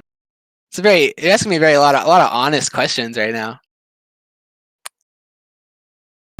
I actually did think, I had very conscious thoughts that I could try out for like a B. At times, I even thought an A team. When I was really self-confident, I thought I could go to an A team and try out, and at least like learn my way to a spot, and like prove that I at least have the fundamentals. Like, I at least have the MOBA fundamentals to where I'm worth teaching more game fundamentals. Like that's where I think I'm at now. And I hope that I've proven where like I at least know the style of game enough to where I could learn the rest of the game and have success. So that's how I would kind of pitch myself if I were going to an A team or a B team. Really, and nothing's keeping me with CCS2 other than like I love them and like I want to play with them as long as I can. But like I just need to learn the game more. Like why would I try out for a B team and potentially be on a team that I'm not having fun with and that I wouldn't have a good learning environment with, when I can stay with CCS and have a great learning environment and learn so much and like prove to myself that I can become better at the game and have a better place to learn the game. Like, I think the CCS community right now is the best place to learn the game. Like, there's so much access to information here, and it's so concentrated in a competitive sense. Like, there's so much competitive knowledge of the game that runs through our organization that I think it's one of the best, if not the best place to like just learn the game in a competitive sense, at least the most accessible. So like, yeah, you know, I love the team. I'm learning a lot about the game, and I'm still kind of finding myself within the game. And it's like my decision making has evolved from one season. Like my decision making from the beginning of season 10 to the beginning of season 11 is totally different. So like, if I'm having these wild swings in philosophy, then I'm obviously still learning a lot if I can have totally different versions of myself in 6 months. So and then, you know, I like learning and growing with these guys, so I want to learn and grow with them for as long as I can. And then if I get a shot, you know, if I get a shot, I would hope that they would support me in taking it. But I'm not going to. I don't feel comfortable going out of my way to looking for a shot at a higher team yet. I think I still have a lot to learn, and I want to learn that and find these philosophies and the way that I want to view the game. And I don't think I'm at a perfect state yet. So if it's offered to me and it's pitched to me in a way where it's like, we have this knowledge base and we can teach you this, but nobody would ever, I don't think anybody would like nobody would ever seek me out and be like, we see something in you and we're going to teach you. So I want to be at the point where people want me on their team, if that makes sense. And I think the best place to find those fundamentals is with CCS, and I have the most fun with CCS too. So I'm not gonna leave them. For sure. That actually transitions perfectly into a question from Alden Zero. What do you think this Osprey? What do you think? What else do you think the CCS Mega Team can do to help improve the teams? Can help to improve the teams. I don't think there's anything. I think I'm not even at a point where I could really. I don't think there's anything, because like, you have to list all the strengths to find the weaknesses, right? Like, there's so many people in the CCS Discord. There's so many active people in the CCS Discord. So, you know, activity isn't a problem. Knowledge isn't a problem, because we have so much great talent within the organization that is active, between like the high level guys like John Knight and Josh versus like the seasoned guys like Valk, you know, Oz, Stoic, Wits, these guys who have been around since Alpha and who know the game. Like, they don't have the highest rank, but like that doesn't matter. Like they know the game, and so access to knowledge isn't a problem. Activity isn't a problem. Like, I think CCS is perfect, man. I don't think there's any trying to improve it more. I'm sure there's always a way to improve. I just couldn't think of it, man. This game's really good. This organization's really good. I very much agree. I agree. Do you feel like you said, like with the the vast amount of knowledge just being thrown out within the community. All of the we've been getting a lot of well-known names in the like joining the community, like Cav and Lupus, and just so many people joining, and it's been, the growth has been incredible. Do you think it's just kind of a matter of time until all the CCS teams from all that knowledge compounding into itself just kind of all just grow together and, you know, eventually turn CCL into person take over NGS?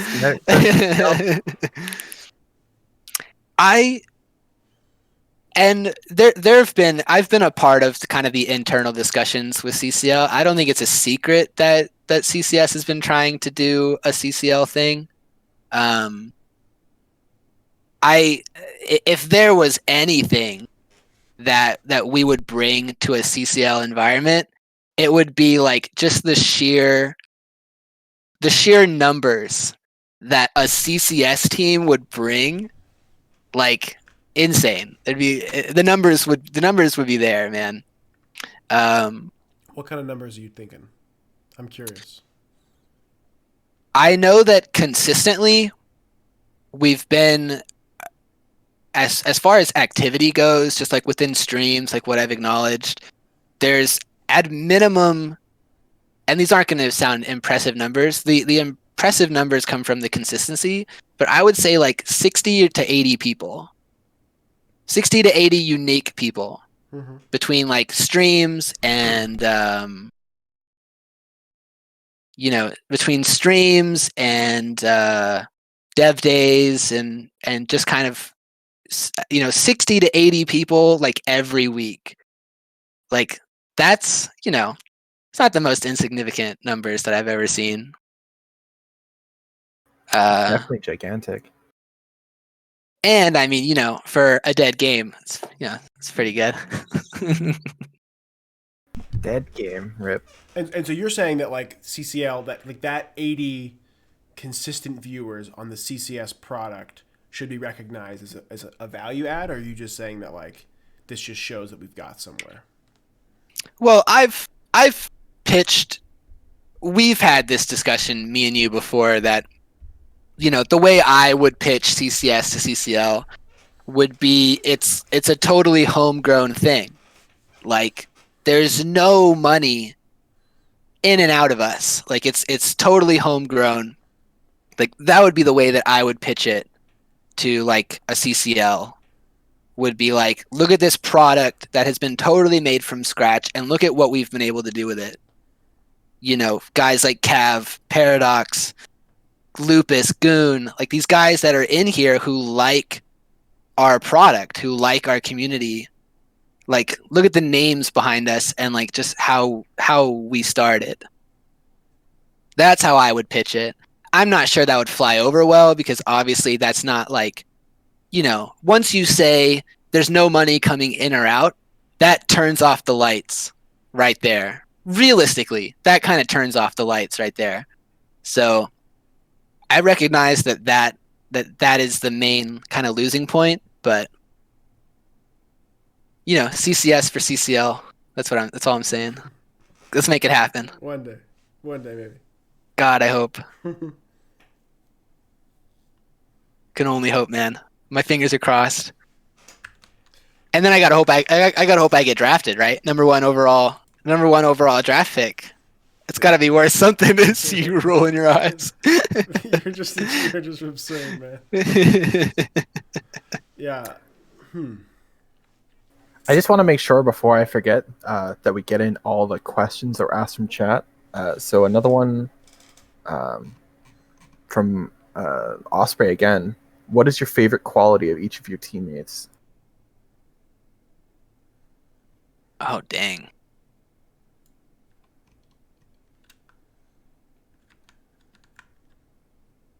That's hard.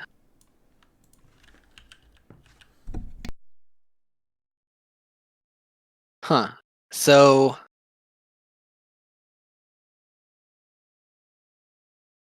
man, that's hard. That's the most silent I've gone so far. And I should say that my silence isn't because of there's just a wealth of things that I like about my teammates. So like picking one is almost disingenuous because like there's a lot of things to like. So like with Wolf, Wolf is just he's really fun to play with. He's very good at the game. Like I've seen him I've seen him play the video game. Like he's good at the game. He has a very interesting way of like viewing the game. He's a very great captain. Like he is just so good at like getting people together and like reaching out to people and organizing, and like he's the perfect captain. Slick, Slick is just fun. Like Slick keeps everything alive. Like he's just a really fun guy. Like a lot of our jokes come from me and him just riffing for like 10 minutes and just finding something to joke about and just start riffing. May is obvious. I think May might be the smartest one out of all of us. Like May is pretty smart. And like just talking to him about like kind of different ways to view the game, I think is pretty fun. And Murad's just mean. Murad's mean to me all the time, and you need to have that, right? But Murad's a very mechanical player. I think he's really good. He's really good mechanically, and he does know what he's talking about. He doesn't know what he's talking about. Like he's one of the guys that'll be like, here's a way to do something, and I'll show you how it would be accomplished. So like I know that he's not just like, full of hot air. I know that he knows what he's talking about, and I really appreciate that.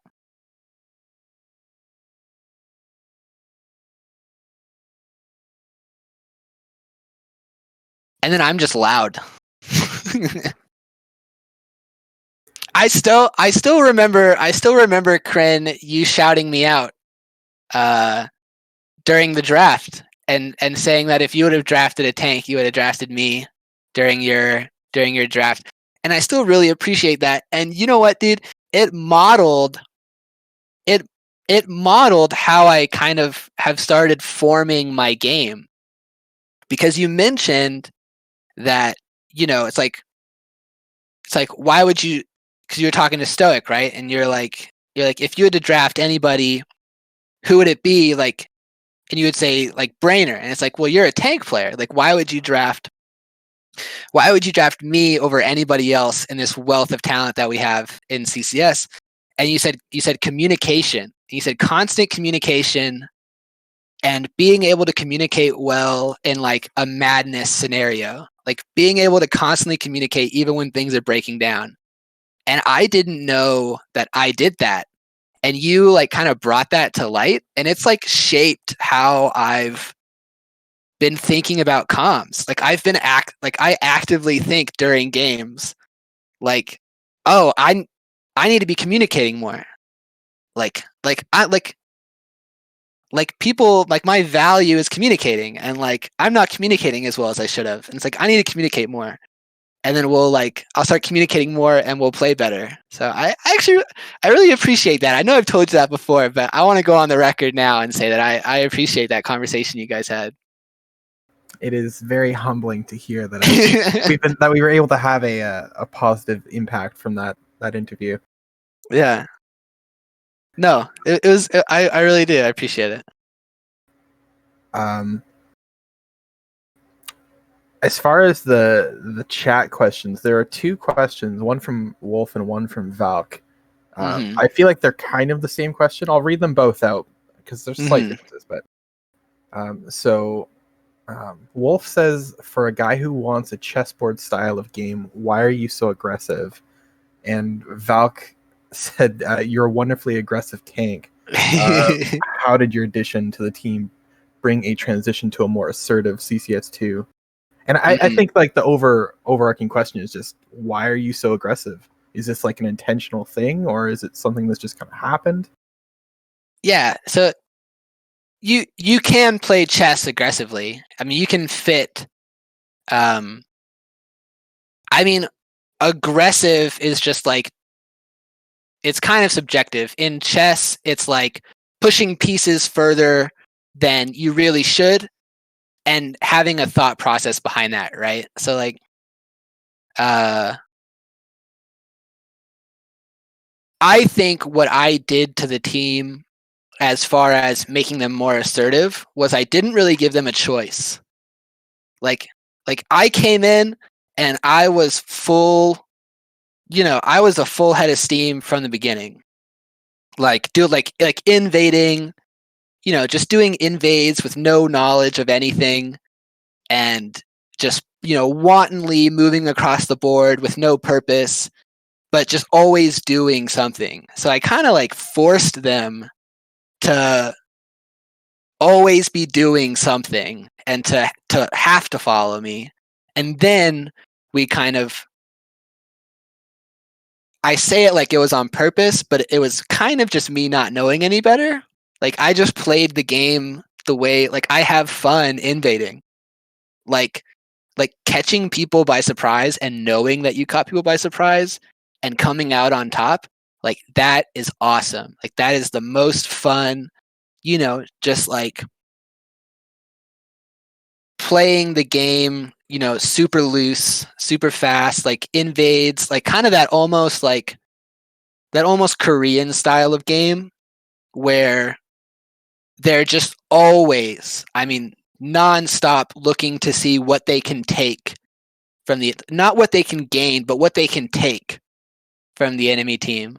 Like I like that vision of the game a lot. And I think that is kind of what I've brought to CCS2. And I think that warrants kind of a chess style of game in that you can look to take things away from you can look to take things away from your opponent in chess. And like trading is a whole component of chess, trading pieces, trading, knowing the value of a piece, right? Like knowing the value of a pawn, knowing the value of a rook and a bishop, like knowing the value of, a wave, a structure, a camp, that kind of thing. And once you have that knowledge of like what things are worth, then you can decide what's aggressive from there. And then I think that alludes to a lot of the Korean, like the Korean style of play where they're always trying to take something. They're always trying to be aggressive on the enemy side of the map. And it's controlled for the most part because they know their escape routes. Like they know they've thought so many moves ahead that like it's aggressive, but it's not stupid. You know what I mean? And that's the kind of way that I want to play the game and that I want to find out how to play the game that way. And that I'm still learning, obviously. I'm still learning a lot on how to play the game that way, but that's kind of my philosophy behind it.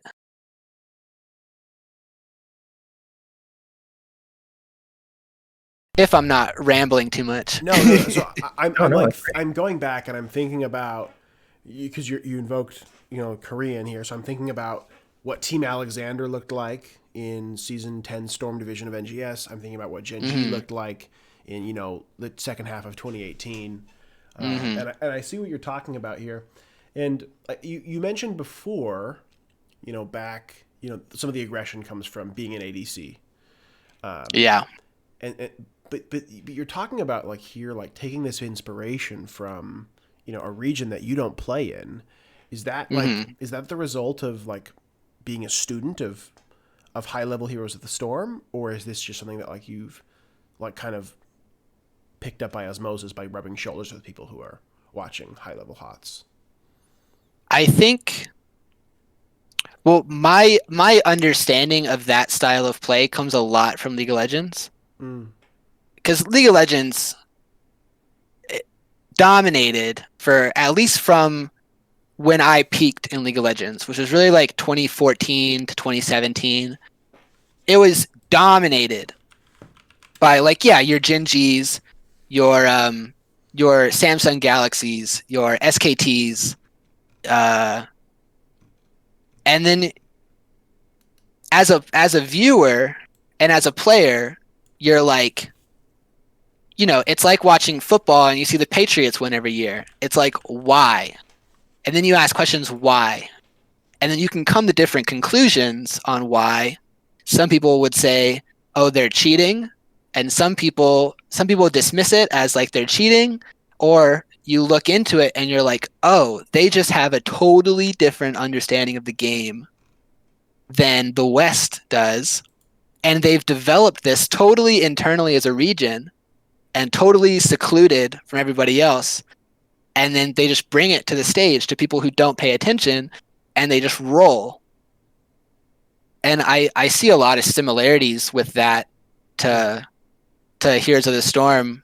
Maybe not like, not that I pay attention to the Korean scene in Heroes of the Storm, or that I know a lot of the Korean players in Heroes of the Storm, but just I know that style of play from doing so much research and playing so much League of Legends.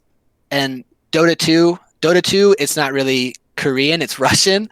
The independent states, the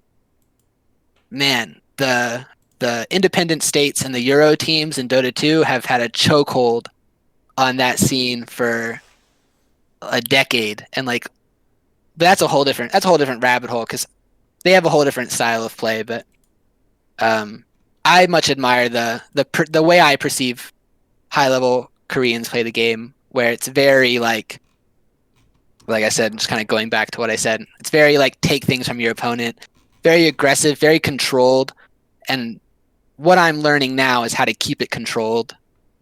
Not making plays that have one outcome. And then if it fails, you're boned. You have to make plays where there are many different outcomes and there are as many positive outcomes as you can make. But if it fails, you're not catastrophically ruining your team. And so I try to keep on top of that a little bit. You name dropped the 2014 SKT. Oh yeah. This might be a kind of silly question, but like in all the teams that you've played in NGS so far, has there been like a Faker versus Ryu moment? Has there been like a mechanical outplay that it's just beyond human understanding that you've seen? Nothing that really comes to mind. I've had people play. I've kind of had that moment where, and I think this really comes from being a rookie, where I've played against teams who have played, like we played Div D, right? Like there are teams in Div D or players in Div D who have been around a while who don't know who I am.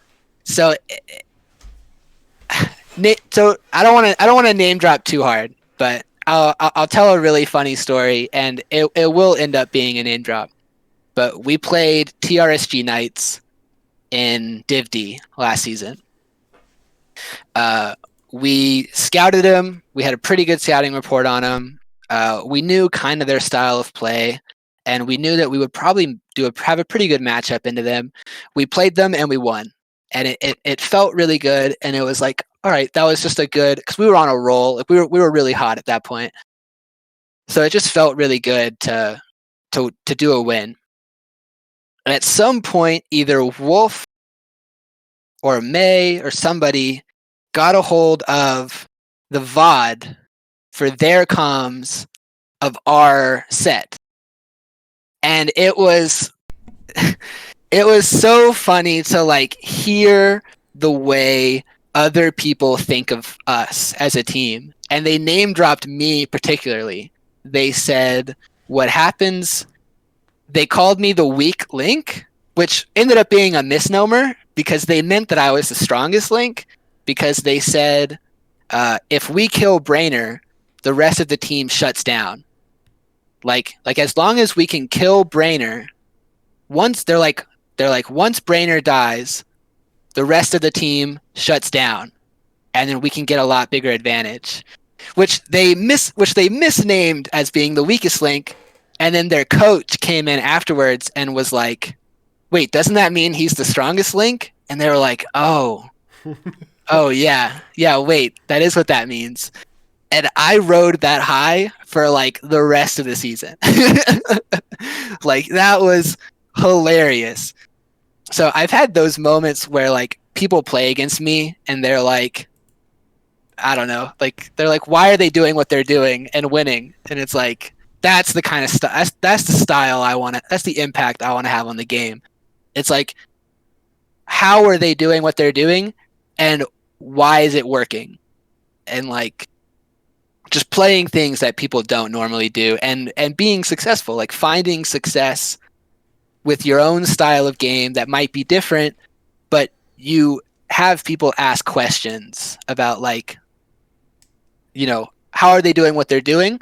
Why is it working? You know, I love that. And Faker does that a lot. Like how can Faker go, like how can Faker do what Faker does? You know, nobody understands it because he just has this totally different understanding of the game and of these characters and of these items and how things work. And he's so mechanically gifted. And I want to have that. I want to have that Faker impact on a game where it's like, and I think the closest tank equivalent to Faker, at least from what I've watched, like Fury and Lauber are really, really good. To where it's like they're making plays against, you know, teams at their level that shouldn't be being done. You know what I mean? That's the kind of impact that I want to have on the game. I want to be the guy who makes ridiculous plays and is so confident in doing it. That's what I want. That's what I want to be. Have you had these moments already in season 11 of NGS?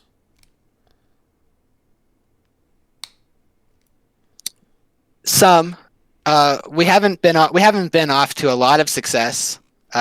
We lost both of our sets, and we took one game off of this last set.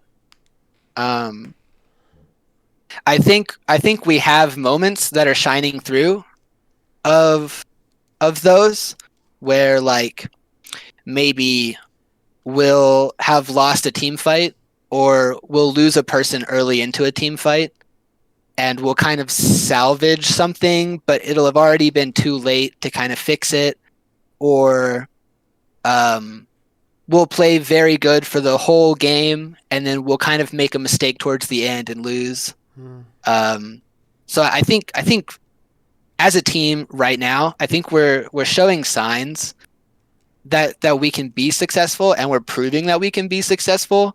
It's just there's always pieces when you move up in a division and you play against newer people that you just have to connect. And I'm not ashamed in saying that, yeah, we have had some realizations and we've had to learn how to play a different game than we were playing. We've had to find a something personal to us, but that was different from last season. And it's taken us a little bit longer, but I think I'm pretty confident now that we're going to start coming through. And we got to catch up with CCS1, man. They're dominating the division right now. What day's your match? Let's tell the people in chat. What day's your CCS2 going to get their first win this week? What day and time? Oh my gosh. Let me pull up our calendar. I actually don't even know. Like I said, Wolf is the one who generally yells at us. Oh, I don't even think we have a match. Like you have a bye? I think so. We have a lot of question marks on our calendar. You can watch my stream. I can give you that. Well, we have a lot of scrims. Like we scrim tomorrow, and then we scrim. We try to scrim Mondays and Thursdays, or Tuesdays and Thursdays. Okay. So drop the scrim handle. It's we can catch that CCS2 looking to get that preparation they need to get their first win. Yeah. NGS Season 11 at twitch.tv/Brainer 1023. Yeah. Brainer 1023. Yeah. That's too bad you guys don't have a match scheduled. Because that'll be exciting. Their first win next week. Then it sounds like. Yeah, hopefully that's what we're going for. Yeah, so we're wrapping up, Rainer. You've been an amazing guest. We've talked about a lot of crazy stuff. You've shared some stories. We've got deep. You've shared your love for CCS, which is really what this whole show is about. Is highlighting people and highlighting the amazing community that CCS is. Before we wrap up too fast, I want to give you the opportunity. Is there anything that you wanted to talk about that we didn't ask you, or like anything you wanted to share? I don't really think so. I honestly, I was kind of thrown off by how, and I don't think the interview would have gone as well if we hadn't have been so comfortable, the three of us coming into this. Because I've had conversations with Kren, and me and Stoic are like friends at this point. Like, we play games all the time, and like we talk all the time, and I think that's what's kind of led to this interview. I was honestly thrown off by some of the. I'm glad that I got to share some kind of philosophy stuff, and no, I don't really think there's anything. I'm just glad I got to shout out my team. I got so many questions about how good my team is. I'll hype them up until the day it ends, dude. Well, let's give you one last chance. You can shout out anybody. It could be Ems. It could be the team. Classic, Hot's end of a broadcast. You got any shout outs for us? Yeah. So Emily, my girlfriend, who's asleep next to me, which is hilarious. She, she's helped me a lot by just kind of helping me stick with it. And when it gets frustrating, she doesn't care about HOTS, but she'll let me talk her ear off for 100 years about this game. And she's just like, yeah, whatever, dude. You're right. Like, I don't know what you're talking about, but like, you seem like, you seem like you're having fun. So whatever. Valk for sure. And Selma and, the guys who originally got me in, and kept me around and gave me a platform. CCS too, like CCS in general has given me a platform that I didn't think I would have at all, like in my life. Like I never thought I would have this platform and meet these people and really have this like organization vibe and just have this platform, this ability to share how I think the world should go and open up so many dialogues, so many different people. So I'm very glad that CCS kind of welcomed me in like immediately, like 2 games in, they just brought me in and just gave me a shot. And then CCS2 kept me around, just kind of taught me the game, kept me having fun. Shout out Valk's mom. Obligatory shout out Valk's mom. Without Valk, I wouldn't be here. So, shout out Mama Valk. You guys for running the show, because you guys run a mean show, and you had some good questions. You had some great questions coming into this. I was legitimately thrown off. I was legitimately thrown off. I appreciate it. I didn't even get to talk about why your Twitter picture has a flipping camera or has a flipping Twitter picture's a screenshot. Like, what on earth? That's a screenshot of your phone back there? Oh my gosh, my dude. All right, well, Brainer, you have been an amazing guest. We've been going for quite a long time, but we had a lot of fun stuff to talk about. We've heard the amazingness of CCS2 specifically. We've heard some of your thinking, some of your history. This has been amazing. If you want to catch Brainer on Twitch, he's twitch.tv/Brainer1023. On Twitter, it's at white_adiantum. Adiantum. You can catch him there. He's always in the CCS Discord. For those of you in chat, thanks for hanging out tonight. We've had a great show. We'll be back next week, same time, same place, 11 p.m. Eastern, next Sunday, with our next guest, which will be announced tomorrow.